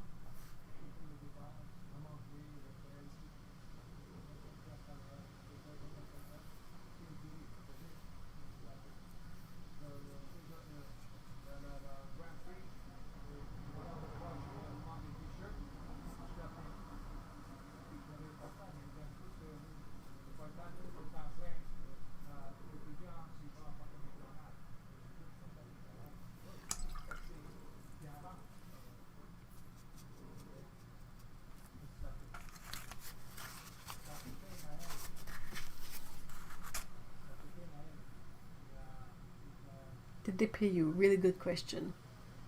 No, not really. All I knew was that they were including me in the campaign. No pay, but it was a fun day out. That's kind of a weird... Like, it's a bit like a pay, but not. Because it's not actual money that you can put toward rent or whatnot. But if you don't have pressing needs to pay basics like that, it's kind of fun. They had like color consultation where they pick clothes color that are best for you. Palm reading if you're the stuff. It was a fun day out. Oh my gosh, don't tell me what color clothes to wear. Is that the brush sword shape? It is a dagger. I think it's smaller than a sword. It's also a very kick-ass name for brushes. It's super weird to have your face printed out taller than you actually. Oh, Annette, that's such a good idea. Annette says, do you remember your summer coloring page? Do you think you could do a fall or a Halloween theme? No, definitely. Oh man, I really need to get my Halloween game started. I love Halloween. Though I think I usually do it, sort of get in the mood from October and onwards. But definitely I want to do a bunch of October Halloween related stuff because I love Halloween a lot. It's the best day of the year. No, they took the photo and then asked for permission. Oh my gosh, I would have told them to take a hike. Jesus frick. It's the brand of... It's Heinz Jordan. It says Heinz Jordan. This is the logo for Heinz Jordan. It's H and G in a square. It's a Kazan Gold Series 300D dagger. It was sent to me by Ellen, I think.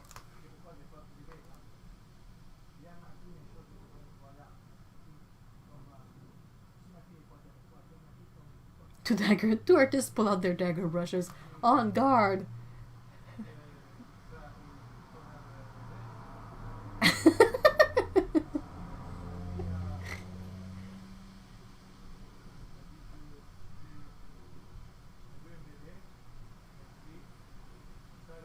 Dove has the weakest deodorant I've ever seen. It's like for girls who don't sweat, I guess, or who sweat smells like roses or something.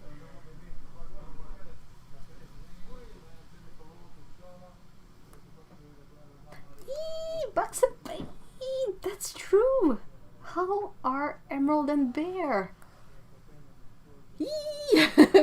Man, I wish I had sort of clicked on that earlier.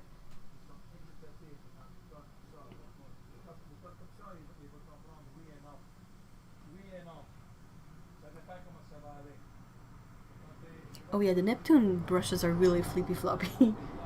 This one is supposed to be, well, it says Kazan, so I guess it's squirrel, I guess. I don't know.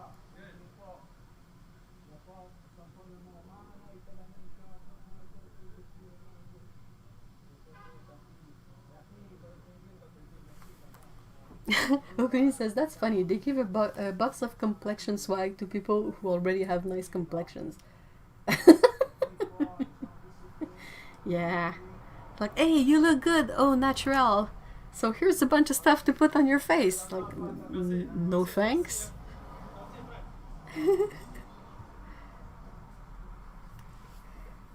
I think I got that covered. I think I'm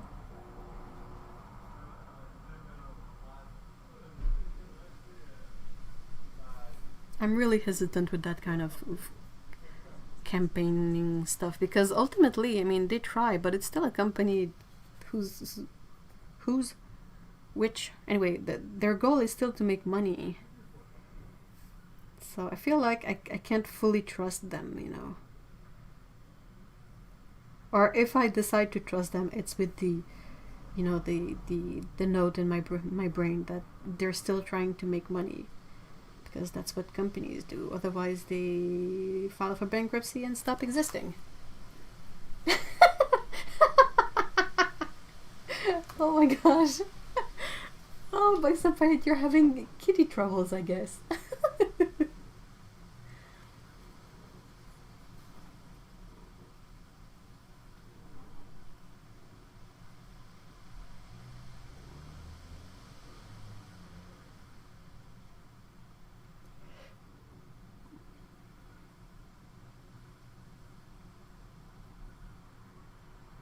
In a way, cosmetic companies monetize on people's insecurities. Definitely, Kevin.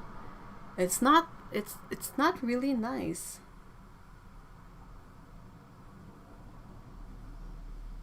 Kevin also asked, is there any brands anyone no longer supports? We try to avoid Nestle as much as we can.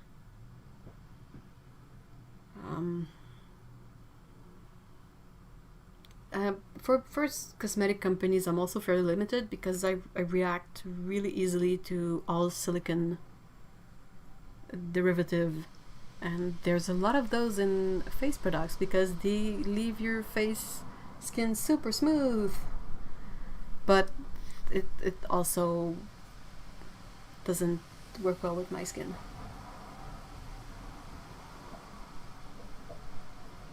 I love makeup because it's basically paint that you put on your face, but I'm terrible at it.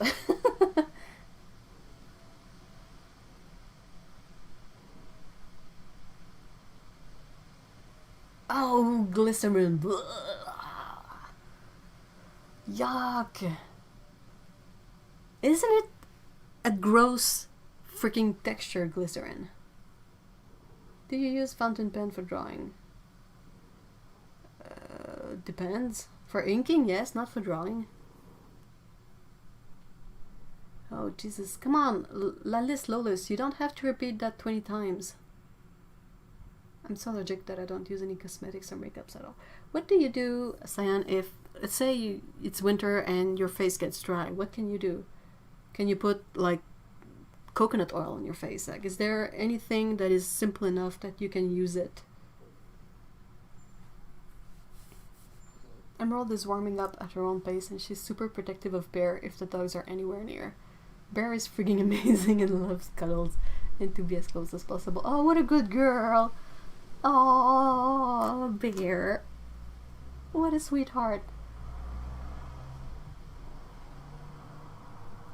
I'll admit I wear makeup but never leave the house wearing it. Just love making my eyes colorful. colorful of like making SFX. Yeah, I mean it's a craft. It's super creative.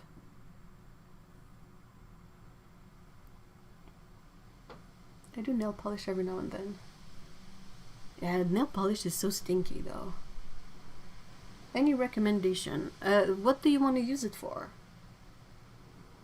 If you want to write with, I mean, there's quite a few fountain pen aficionado in the chat, but it really depends on what you want to do with it.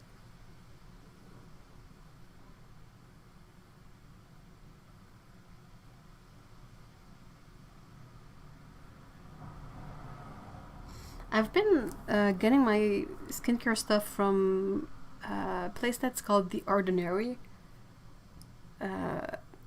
Like for the face soap I use is their makeup remover, and it's very simple formulas that are not natural to the point of having weird texture, like not lush stuff, because lush stuff is weird and waxy, but it also doesn't have any perfume or silicones in it, so, and it's affordable. Inking and drawing, mostly drawing. If you want to draw with a fountain pen, then I think anything is good. It really depends on the type of nib you need, but I think that TWSBI Echo is a good place to start. It's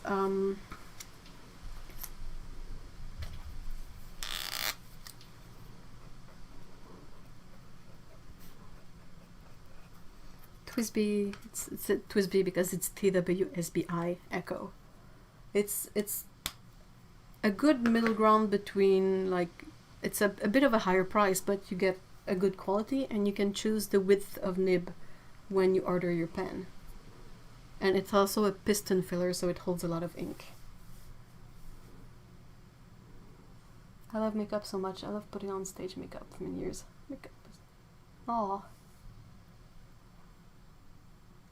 Makeup is fun. I just wish they would possibly be a bit more careful about what they put in it, because it's still stuff that goes on our face. But I mean, it doesn't have a history of caring particularly. Like, people put lead and and all sorts of really bad stuff on their face, and they were just like, but it's pretty, and you're like, yeah, it's pretty, but lead poisoning, you know. But I love it too. It's often shimmery, and colors are so nice, and it's so beautiful.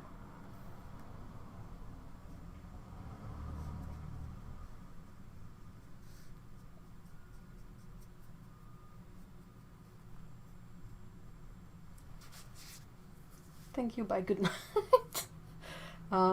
Bye.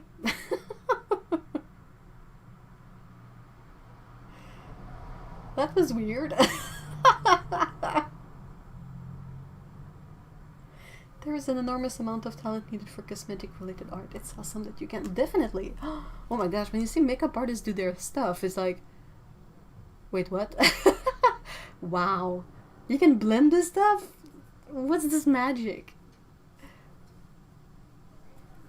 I make sure that I drink plenty of water and eat fish, healthy oils. I rarely use really basic lotion from pharmacy without additives if it gets too dry. Okay, just curious. I'm glad that there's a thing you can do, because having an itchy dry face is really not a great feeling. Not nice.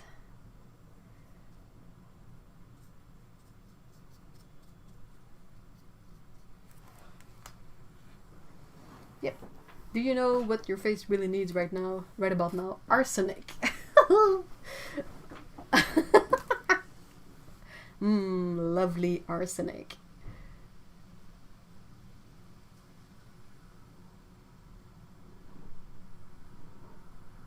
That arsenic would sure take care of eyelash mites. Ugh.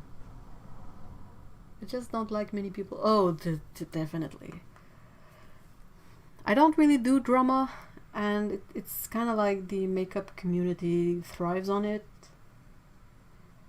And okay, I have a really basic knowledge of them, because by the bend anyway, like a tiny bit of it sort of rebounds on me through some weird coincidence. And I know a tiny bit about the drama and YouTube makeup community. And I wanted to ask one thing. Why do a lot of them have such terrible taste? Like, whenever you see their houses, their mansion, I should say, it's so tacky and ugly and ill-fitting, and you're like, but I thought you worked with colors as your, you know, job. How did you end up buying this ugly couch?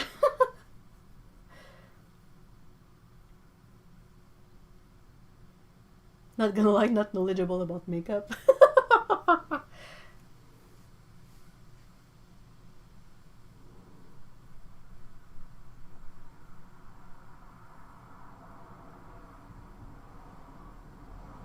Oh, Senex, huh? Drama, please. Oh, I don't really want to. They're just a bunch of really dramatic queens. And they're like, oh, but this one lied, and this one is this and that, and blah blah blah blah blah. And I'm always like, blah, you're all boring and you're all creepy. Yeah, but it's so ugly. I think I saw just a picture of Jeffree Star on his couch in a room with a dressing gown on, and I was like, my eyes, they burn. Nothing looks good together in that picture. Everything is sort of ill-fitting, and it's not because something is expensive that it's nice. Ugh. The YouTube make mentions. I wish people would stop using being rich as a personality traits or a topic of video.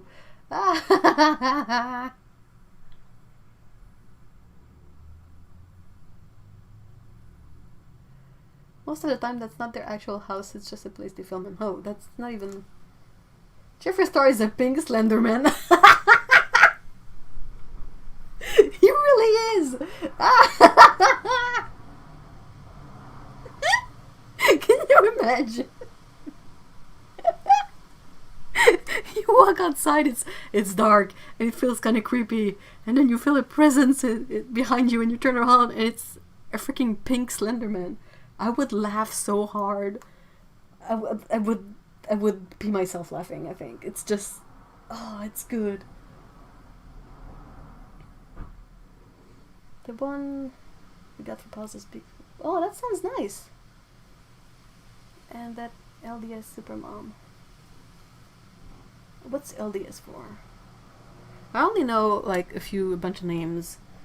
And like I said, I've seen like that one picture of Jeffree Star in his McMansion that looks awful. And I'm like, you're making an apology video in your bathrobe and on this really ugly couch in this really tacky room. Why?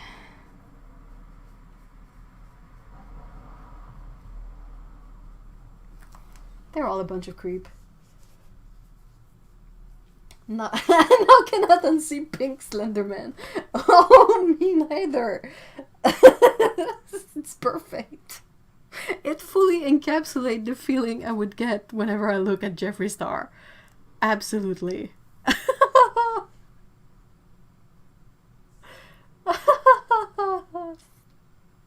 Dang.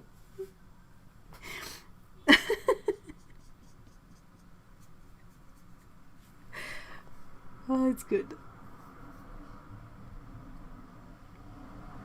But they're all nonsensical. Blech. I cannot think of a single person that got famous and rich through YouTube that I kind of have respect for in any way. I'm trying to think of one. But they have against them that they're all rich, and I don't like rich people. So, they're all a bunch of creeps.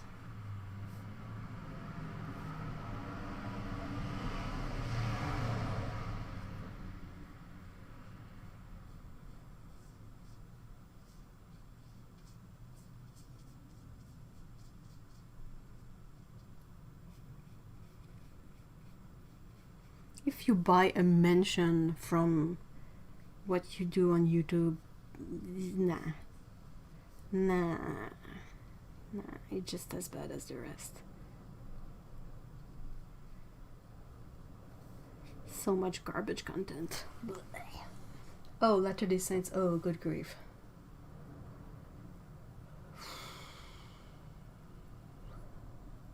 I don't really do religion, so let's not get too into it in the chat or at all.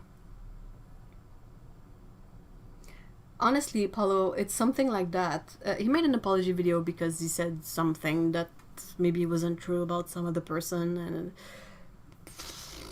think Mean Girls, like the regular Mean Girls in high school, but it's a bunch of tall, slender men with the occasional women in there, and they all fight together. Like, oh, but this one did this, he said that, and like, oh my gosh, no one cares.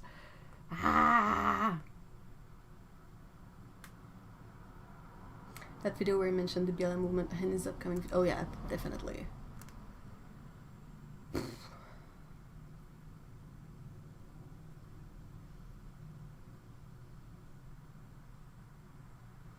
Scary YouTube October prompts. I'm sure that's probably been done. Takes twice as many Powerpuff Girls to overcome Pink Slenderman. Oh man, I would take the Powerpuff Girls any day over like a microsecond of Pink Slenderman. Ugh.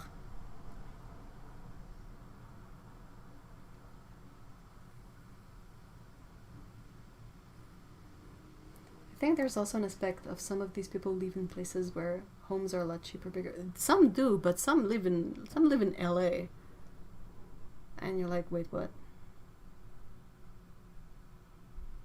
Oh, I enjoy watching videos about the downfalls of big YouTube stars.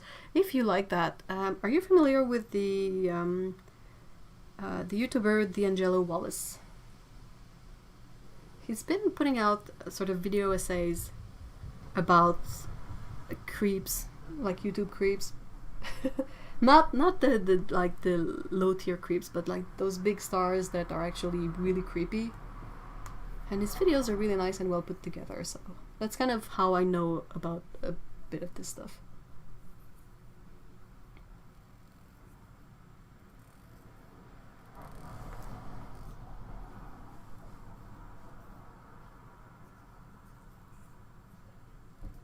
D'Angelo is good. He really makes nicely put together videos. And he speaks really well and has a really pleasant voice. Used to do videos about drawing too, but I think he's fully stopped doing that. Yeah, his series was good. He did one on Shane Dawson, Jeffree Star, and then Tati Westbrook. Shane Dawson is a freaking creep, like super creepy.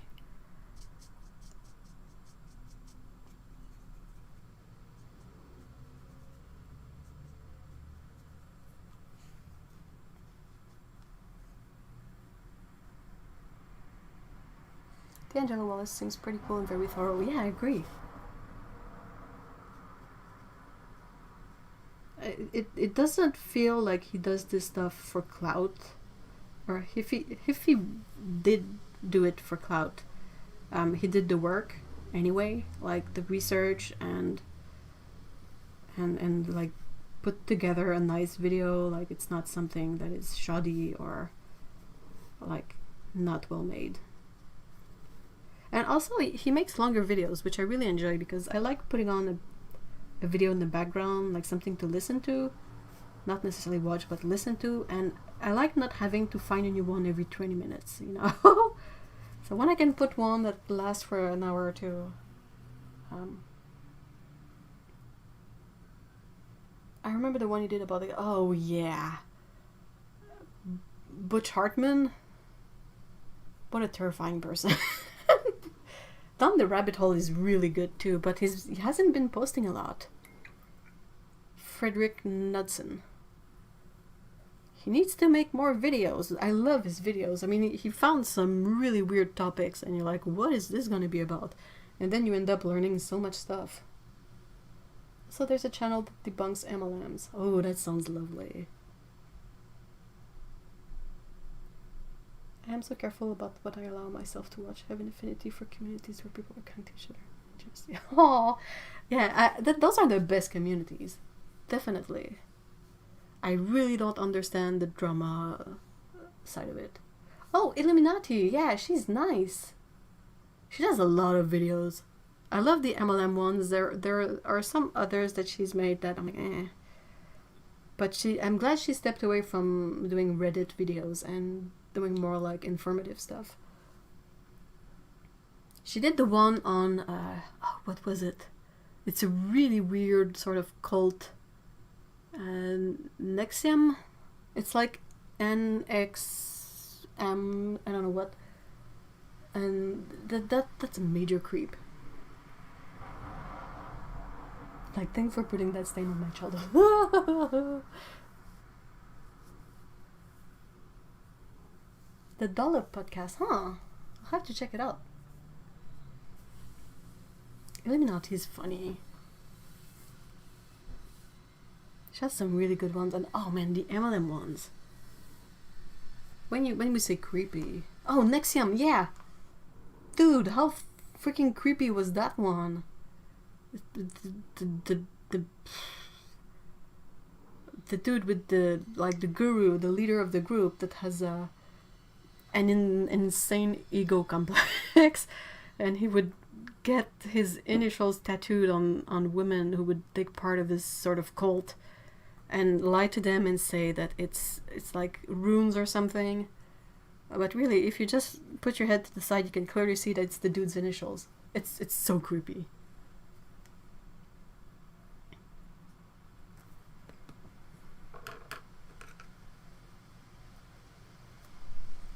And I see y'all sound like you'd really enjoyed the Behind the Bastards. I think that has come up a few times. I need to check it out. With every podcast, sometimes the podcast is fun, but there's way too much. Like the episodes are too short, and there are way too many ads in them. I can't do it. Like, he's on another level of creepy. Yeah, definitely. That tattoo brand. Oh yeah, that's right. It was a branding. It was like a hot iron branding, like cattle. Blech.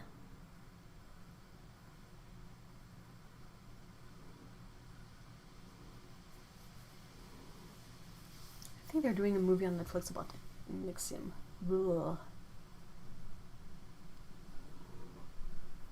PhilosophyTube is really good.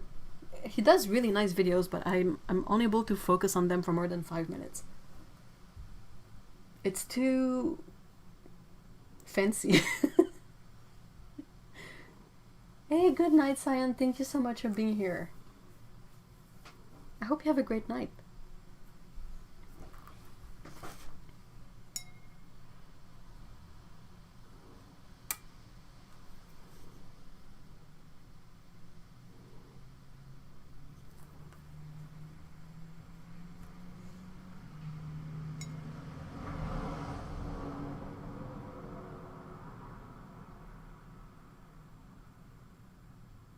Jilly Juice! Are we back to Jilly? Oh man, Jilly Juice is another creep. She's so weird. She's so weird.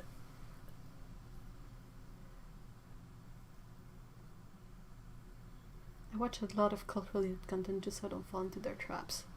Do you think you would be vulnerable to it?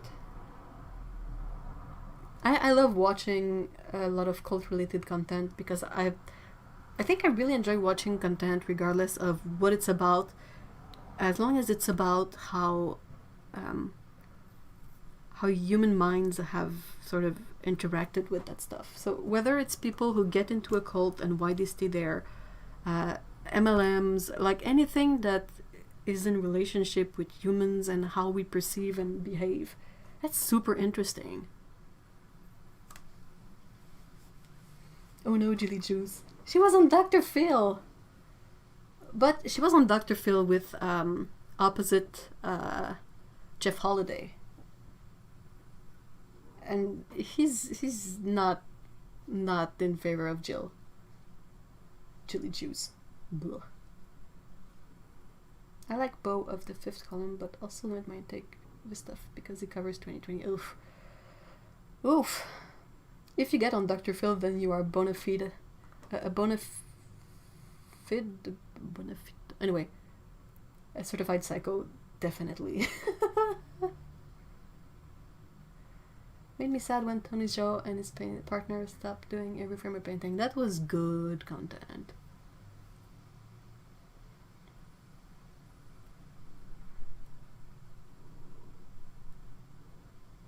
It's interesting to see how people work and why they make choices. I agree. And that includes bad choices too. Like sometimes it really provides a bit of insight, both on one's own behaviors. Like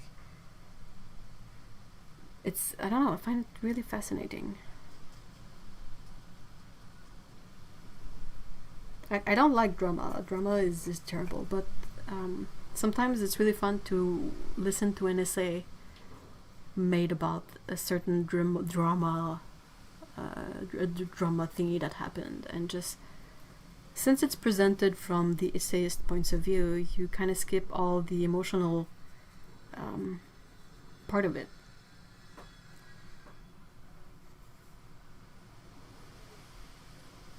Oh, conspiracy theories, yes! I love that. That's hilarious.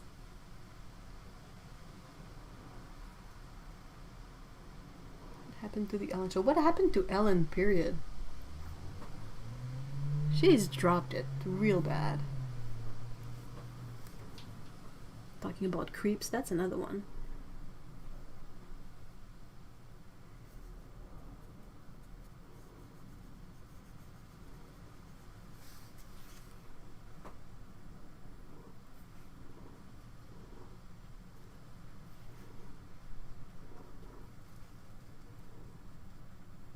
There's a pattern. Rich people, like Ellen is a rich person and she's a creep. She's an absolute creep.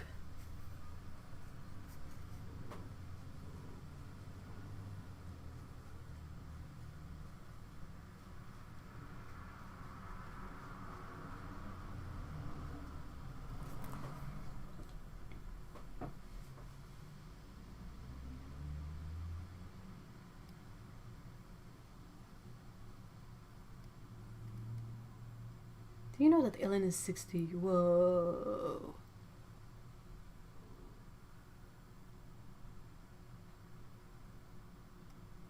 Wow, really?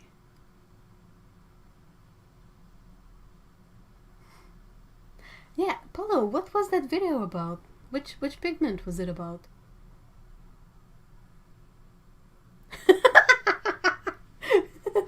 This says I had a friend say, oh, this woman is in a weird cult, but she's really nice. You should meet her. Are you serious? No!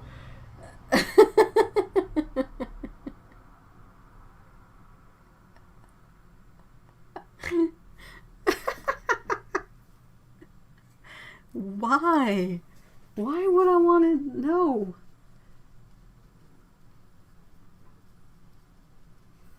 It's a bit like hun butts for MLMs. Dude, no, I don't want to be part of your freaking pyramid scheme. Are you kidding me?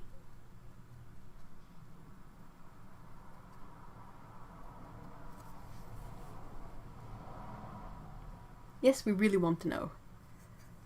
Though, people, if you decide to go watch the video and comment, please try to stay civil. Please. Okay, but don't hate me because a lot of people like this channel. Hey, you're allowed your very valid chemist opinion of this stuff. Like, you know this stuff and it wasn't right, so you're completely entitled to being annoyed by it regardless of who made the content. Definitely. Like, I don't always agree with fellow creators, but that's perfectly fine.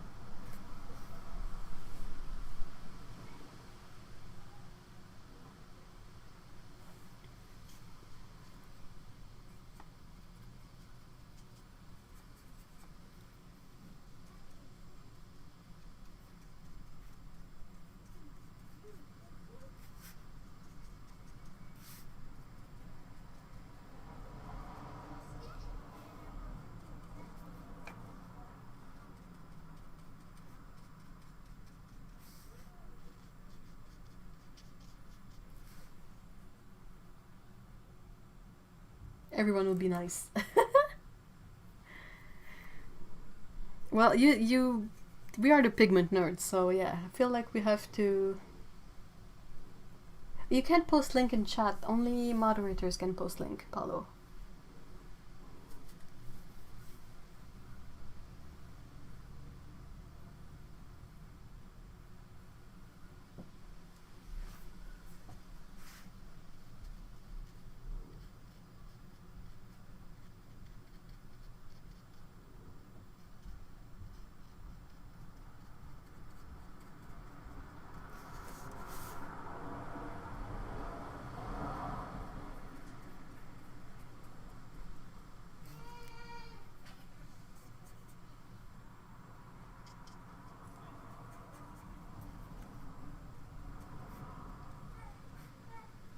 Oh, ew.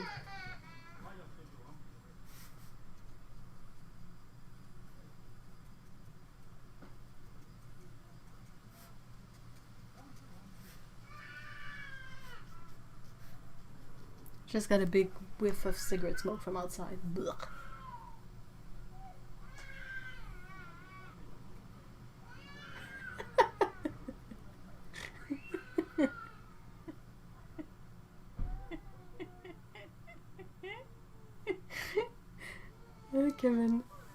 Kevin said she spoke through her ass in the last video about paints and cadmium. I don't know why, but the expression of people speaking through their ass is one that will always make me laugh. Yep, there's a little one out there that's not too happy.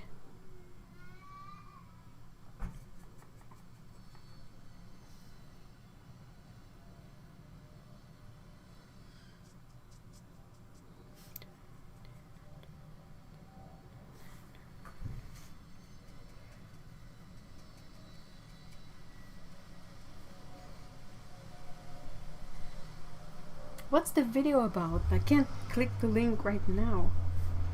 I want to know. I want to be outraged too.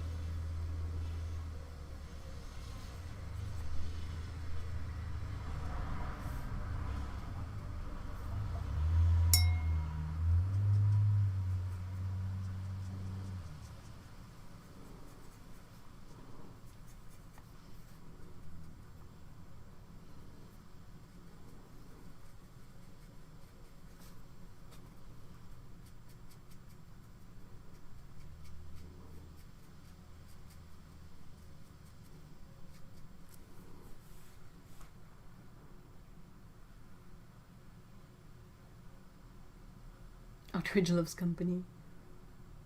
No wonder the baby's wailing. It's just titled Buff Titanium Paint. What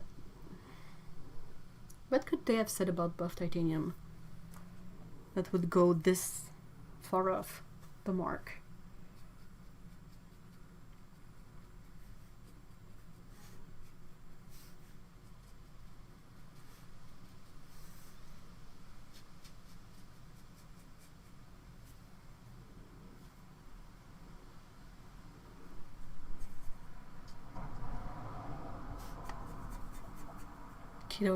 Kiddo who wasn't happy is one of my neighbors. She's the one I've dubbed the baby elephant because sometimes she just runs, and since they are on the floor above us, we just hear thump thump thump thump thump thump thump thump thump thump thump thump thump, and we jokingly call that the baby elephant.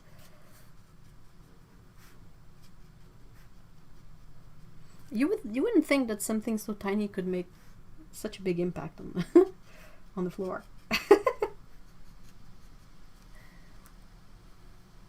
Edited to fit.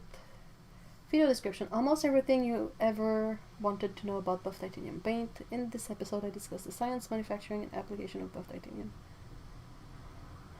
But why talk about the science, manufacturing and applications if you don't know about that? Hey Lena!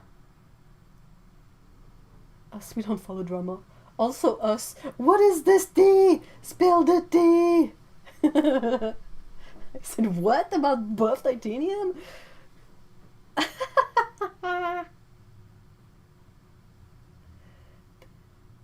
Oh no, it used to be on the up and up. Who did? Who what? Who that? Also, I totally follow certain kinds of... but no... I really struggle with misinformation on YouTube.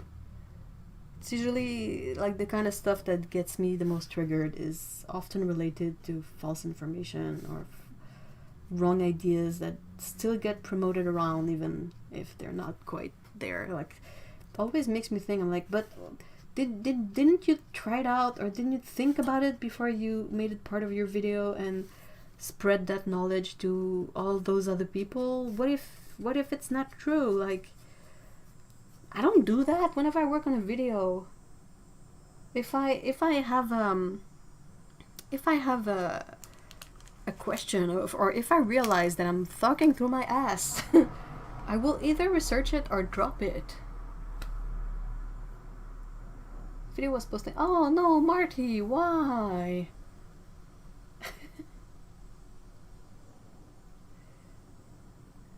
The two marmalade boys sound like elephants thunder. Well, the idea of calling that baby elephant initially came from a cat. So it would apply if the kiddos, like, if the cat kiddos, like, do that kind of effect.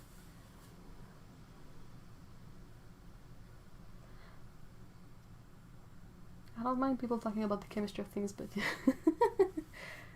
Paulo, this is why you should put together videos. That would be so interesting, honestly.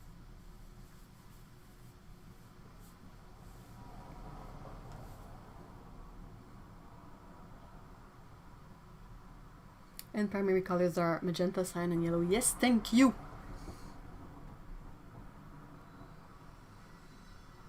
Okay, fine. You want to use red, yellow, and blue? Well, try to mix me a cyan and a magenta with those. Okay? If you can, I'll shut up. You won't be able to. Oh, good. Freaking grief.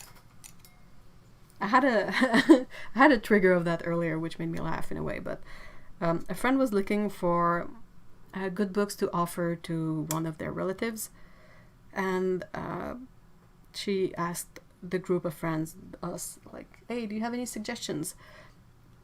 And she was like, "I found these, and I think they look kind of good." And we looked through them, and one of them didn't look too bad, but they had a section about color and color theory, and they used red as a primary triad, and I was like, nope.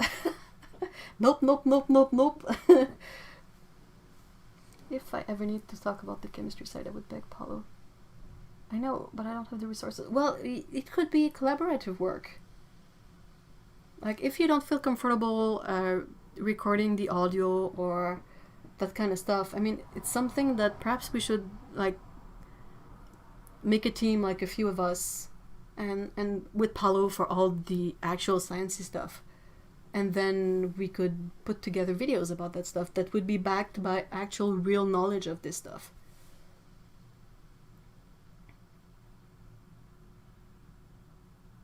I need my pinks and bright blues. Yes! That's gonna be on my, like, on my gravestone. It's just gonna be like 3 circles, 1 yellow, 1 magenta, and 1 cyan, and like how they mix together. That's gonna be the only thing on my headstone.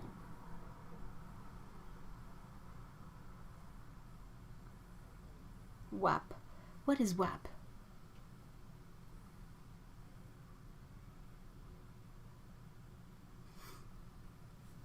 I feel like I once knew what that was about, but now I don't remember. But I mean, anything that is blared is never fun. Like, why can't you listen to your music on, like, with headphones? Or especially now that, you know, most headphones have are cordless. I don't even have an excuse. Yeah, the spin doctor had a lot more knowledge on paints, but it didn't have the science knowledge, the chemistry knowledge. I would really be interested. It's a bit like, you know, when Chubby Emu does videos about medical stuff. It's always a bit hardcore when he gets into like the chemical stuff and whatnot, but it's also really interesting, and I wouldn't want his video to be without that part of them. So I feel it's kind of the same. Like, I want to know more about the science of the minerals that are used in the paint, and what they do, what it means, what it's made of, what it's related to. Like, I don't even know, but it would be really fascinating to know. And I always felt like knowing more about the tools you use does make you a better artist in a way, because you understand more of what happens. And it's not magic. Like, it's not, oh, but if a paint has too many pigment, it's gonna become muddy. And like, no, that's not how that works. That's not how color mixing works. What is this nonsense again? And people just keep like propagating this stuff, and it's not even true. Oh, I'm super triggered now. Damn it.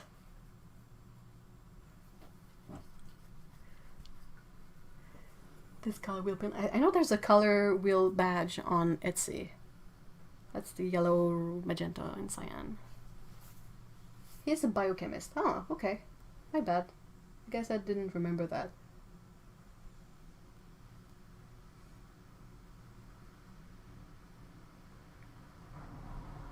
Chubby Emu is amazing. But yeah, Paulo, you're a chemist.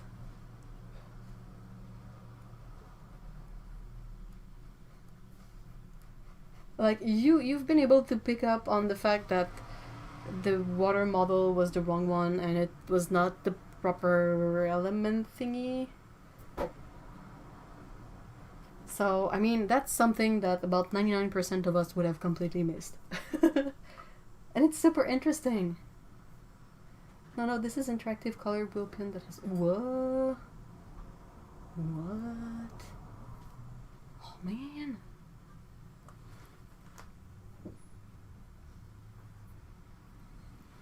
I want a shirt that is like, is printed all over, not just like something in the front, small in the front of just, but I want a full print of a shirt that's like one big yellow circle, one big magenta, and then one big blue, and then when it crosses each other, the other colors. But I want that to be the full t-shirt, so that even if I'm like, even if you have my back to you, you will still get it. Shit, it's not...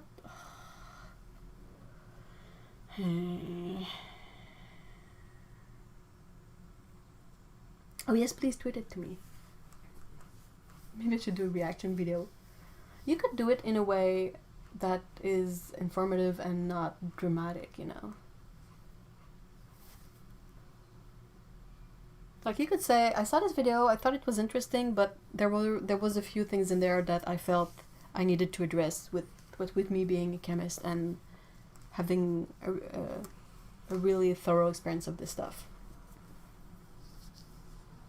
There's a way to be respectful about this stuff, I feel. Also, you could mention it to Marty. Marty is a super nice person.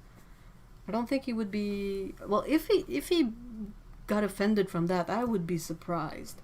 Like, fall off my chair surprised.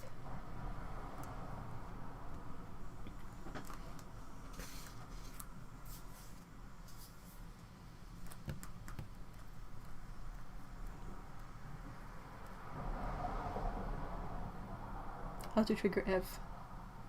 yeah, that's definitely a super easy trigger.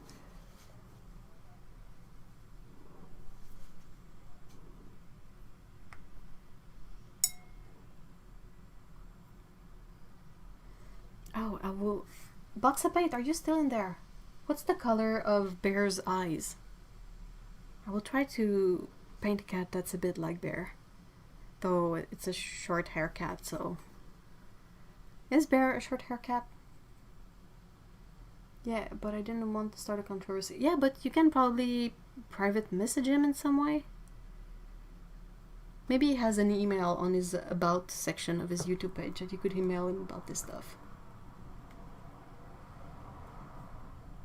Yeah, I know how things go today. In the comments that might be a bit tricky, but if you can talk to Marty directly, I don't think he would be any offended with. I think Marty has always struck me as someone who is fully about like knowing stuff. Like he likes to learn things.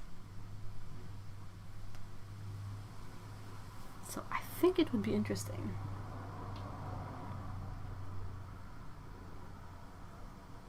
I saw what you said about Markiplier, Nicole. I just don't know much about him. Also, there's a bit of it that's a bit creepy. I don't think it's through any fault of his own, but his fans are creepy. Like, when you get to the point of writing fanfictions about real people, no, thank you. Bear has golden eyes. So, like, yellow. Not yellow-green, but more like yellow-orange. Guess. I'll try, but dude, smoke coat cat is not easy to do without reference. My memory is like, yeah, you don't really remember how to do it. I'm like, you might be onto something.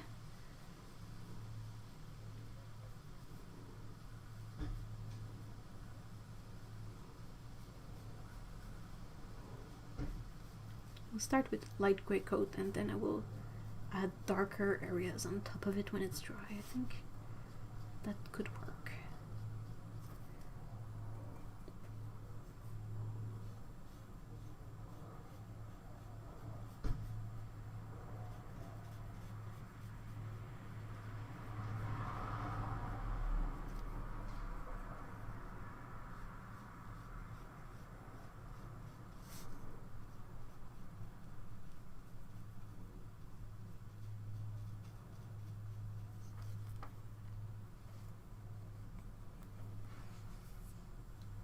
There are people writing fanfiction about real people. Oh, there is so many of them.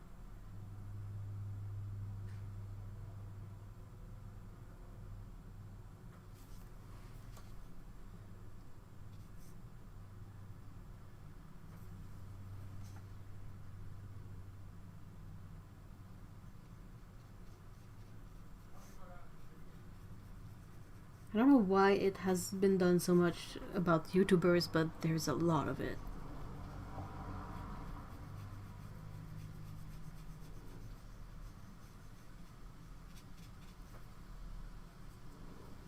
It's already weird when people write fanfiction or do fan art of things that are like have actual actors playing them, because you're basically drawing the likeness of someone that exists, you know?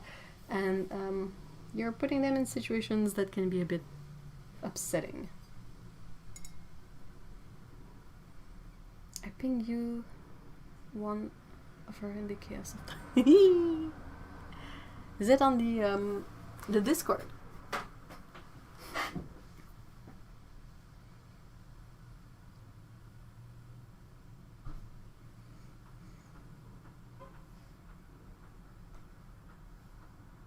Oh my gosh, she's so pretty.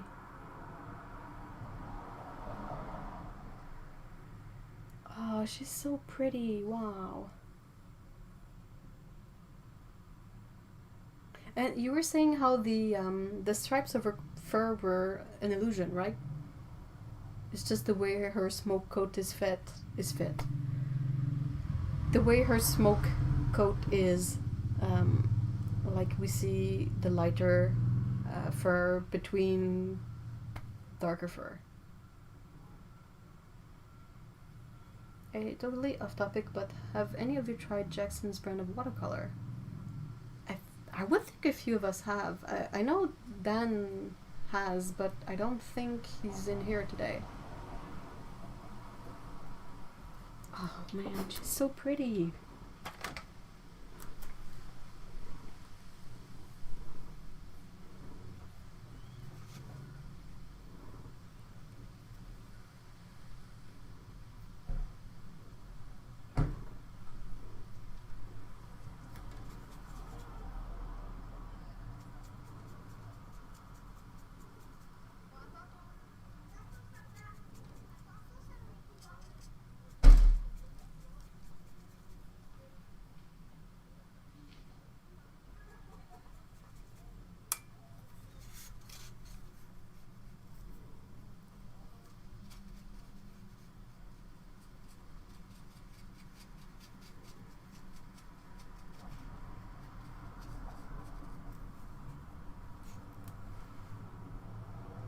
They're a total illusion. Oh, dude, that's so cool.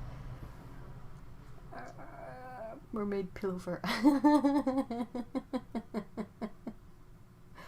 Ah.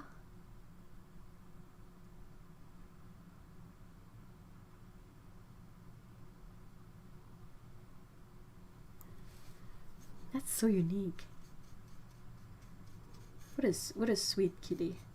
I'm so glad they're finally with you after all the kerfuffle and emerald spawning beans now.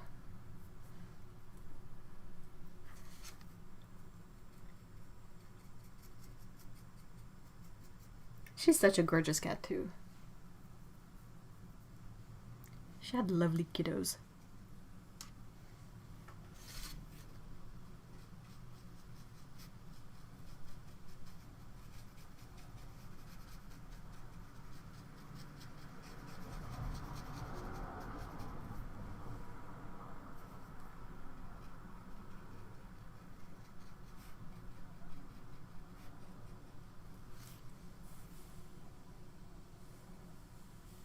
Jackson's doesn't really ever have discount codes. They have promotions regularly. I think right now it's the watercolor paper, or maybe all the paper is discounted, but I don't think I've ever seen an actual discount code for them. Except perhaps when you do your first purchase, and there's like a 10% off, but that's it. Hey, thank you so much for being here, Tsukaboo. I hope you have a great weekend. By the way, your pants are actually thinking. Oh, I'm so glad. Yay. Just unpack them. Did everything travel well? I hope so.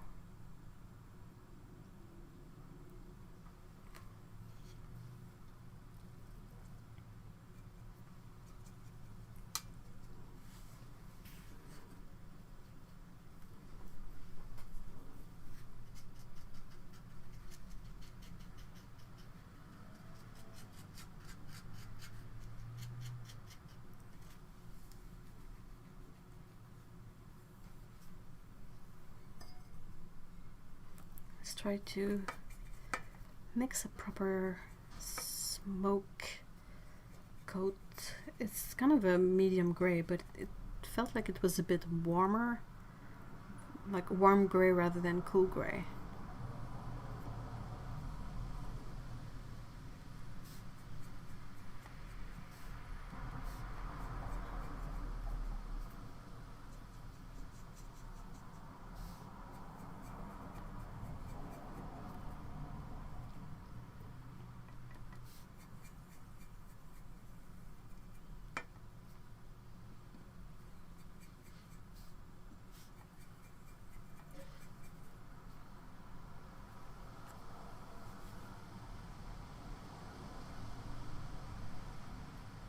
It all arrived very well. Cards game. Oh, great.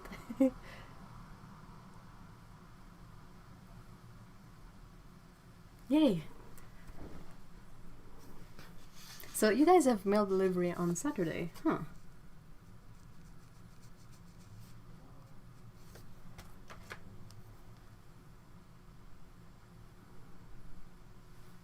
Gosh, she's so pretty.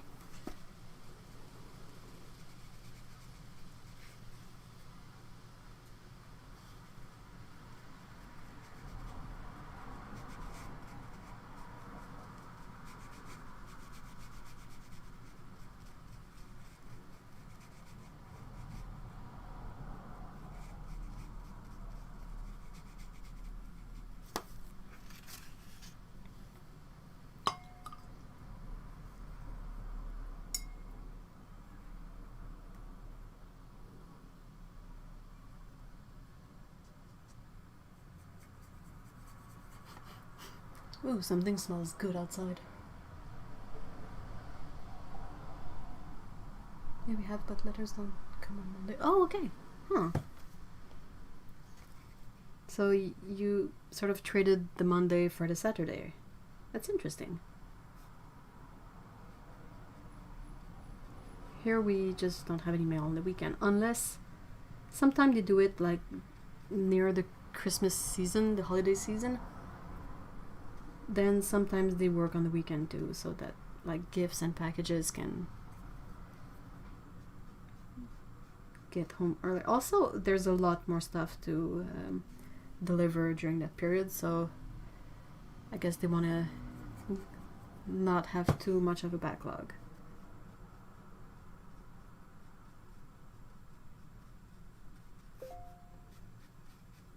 Ding.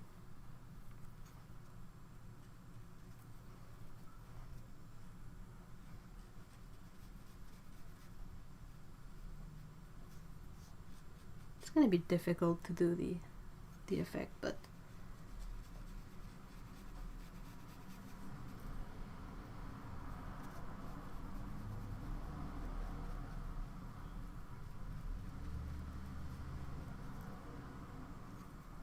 we'll probably come back with a bit of white gouache too.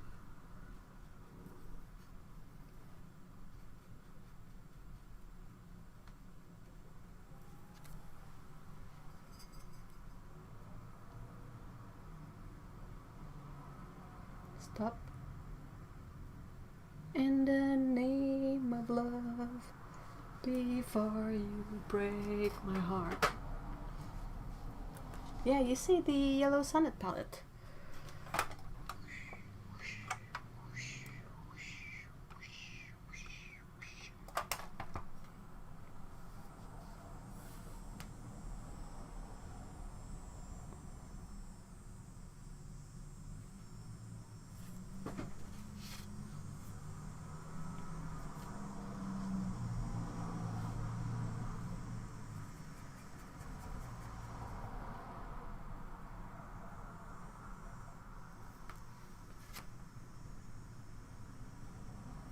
I did the thing again. Terrible at this.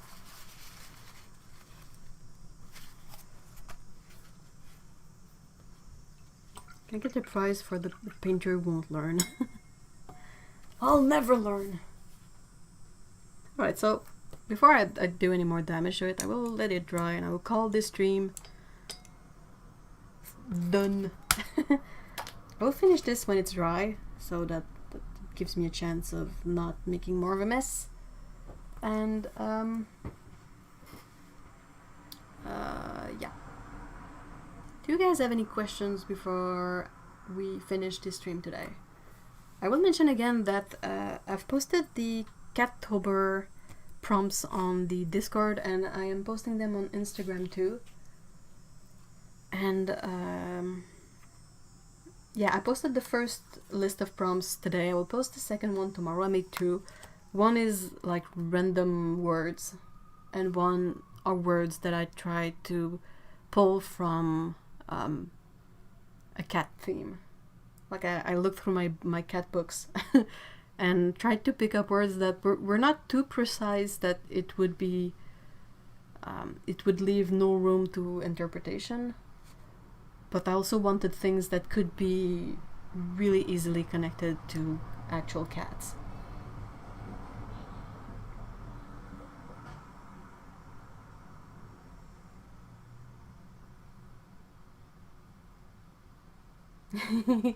So that's that. We have the Discord server, like I said. If you guys, I think most of you are on the Discord server, but should it happen that someone who enjoyed the kind of discussion we had today is not a part of the Discord action, you can join up on Discord. It's really easy, it's free, it's fun, and we're having a blast over there. And most of my links are in the description. Blah blah blah blah blah blah blah.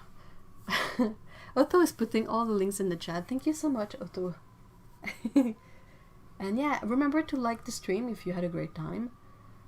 You can dislike the stream if you didn't have a great time. It's all engagement in a way, so... And we will see each other. I hope I can finish a regular video and post it next week. I have a couple of things that are like mostly finished, but are missing key components like voiceover. So there's that. I would love to join on Discord, but the software chews up my operating... Oh no, that sucks. Join the vault, we got tea. Well, thank you so much, everyone. Thank you, Lise and Otto, for being my awesome moderators. I hope you all have a great weekend, and we will see each other quite soon. There will be another Caturday Livestream next Saturday, so there's that, and regular channel for regular stuff. There's that too. So take care, guys. See y'all soon. Bye bye.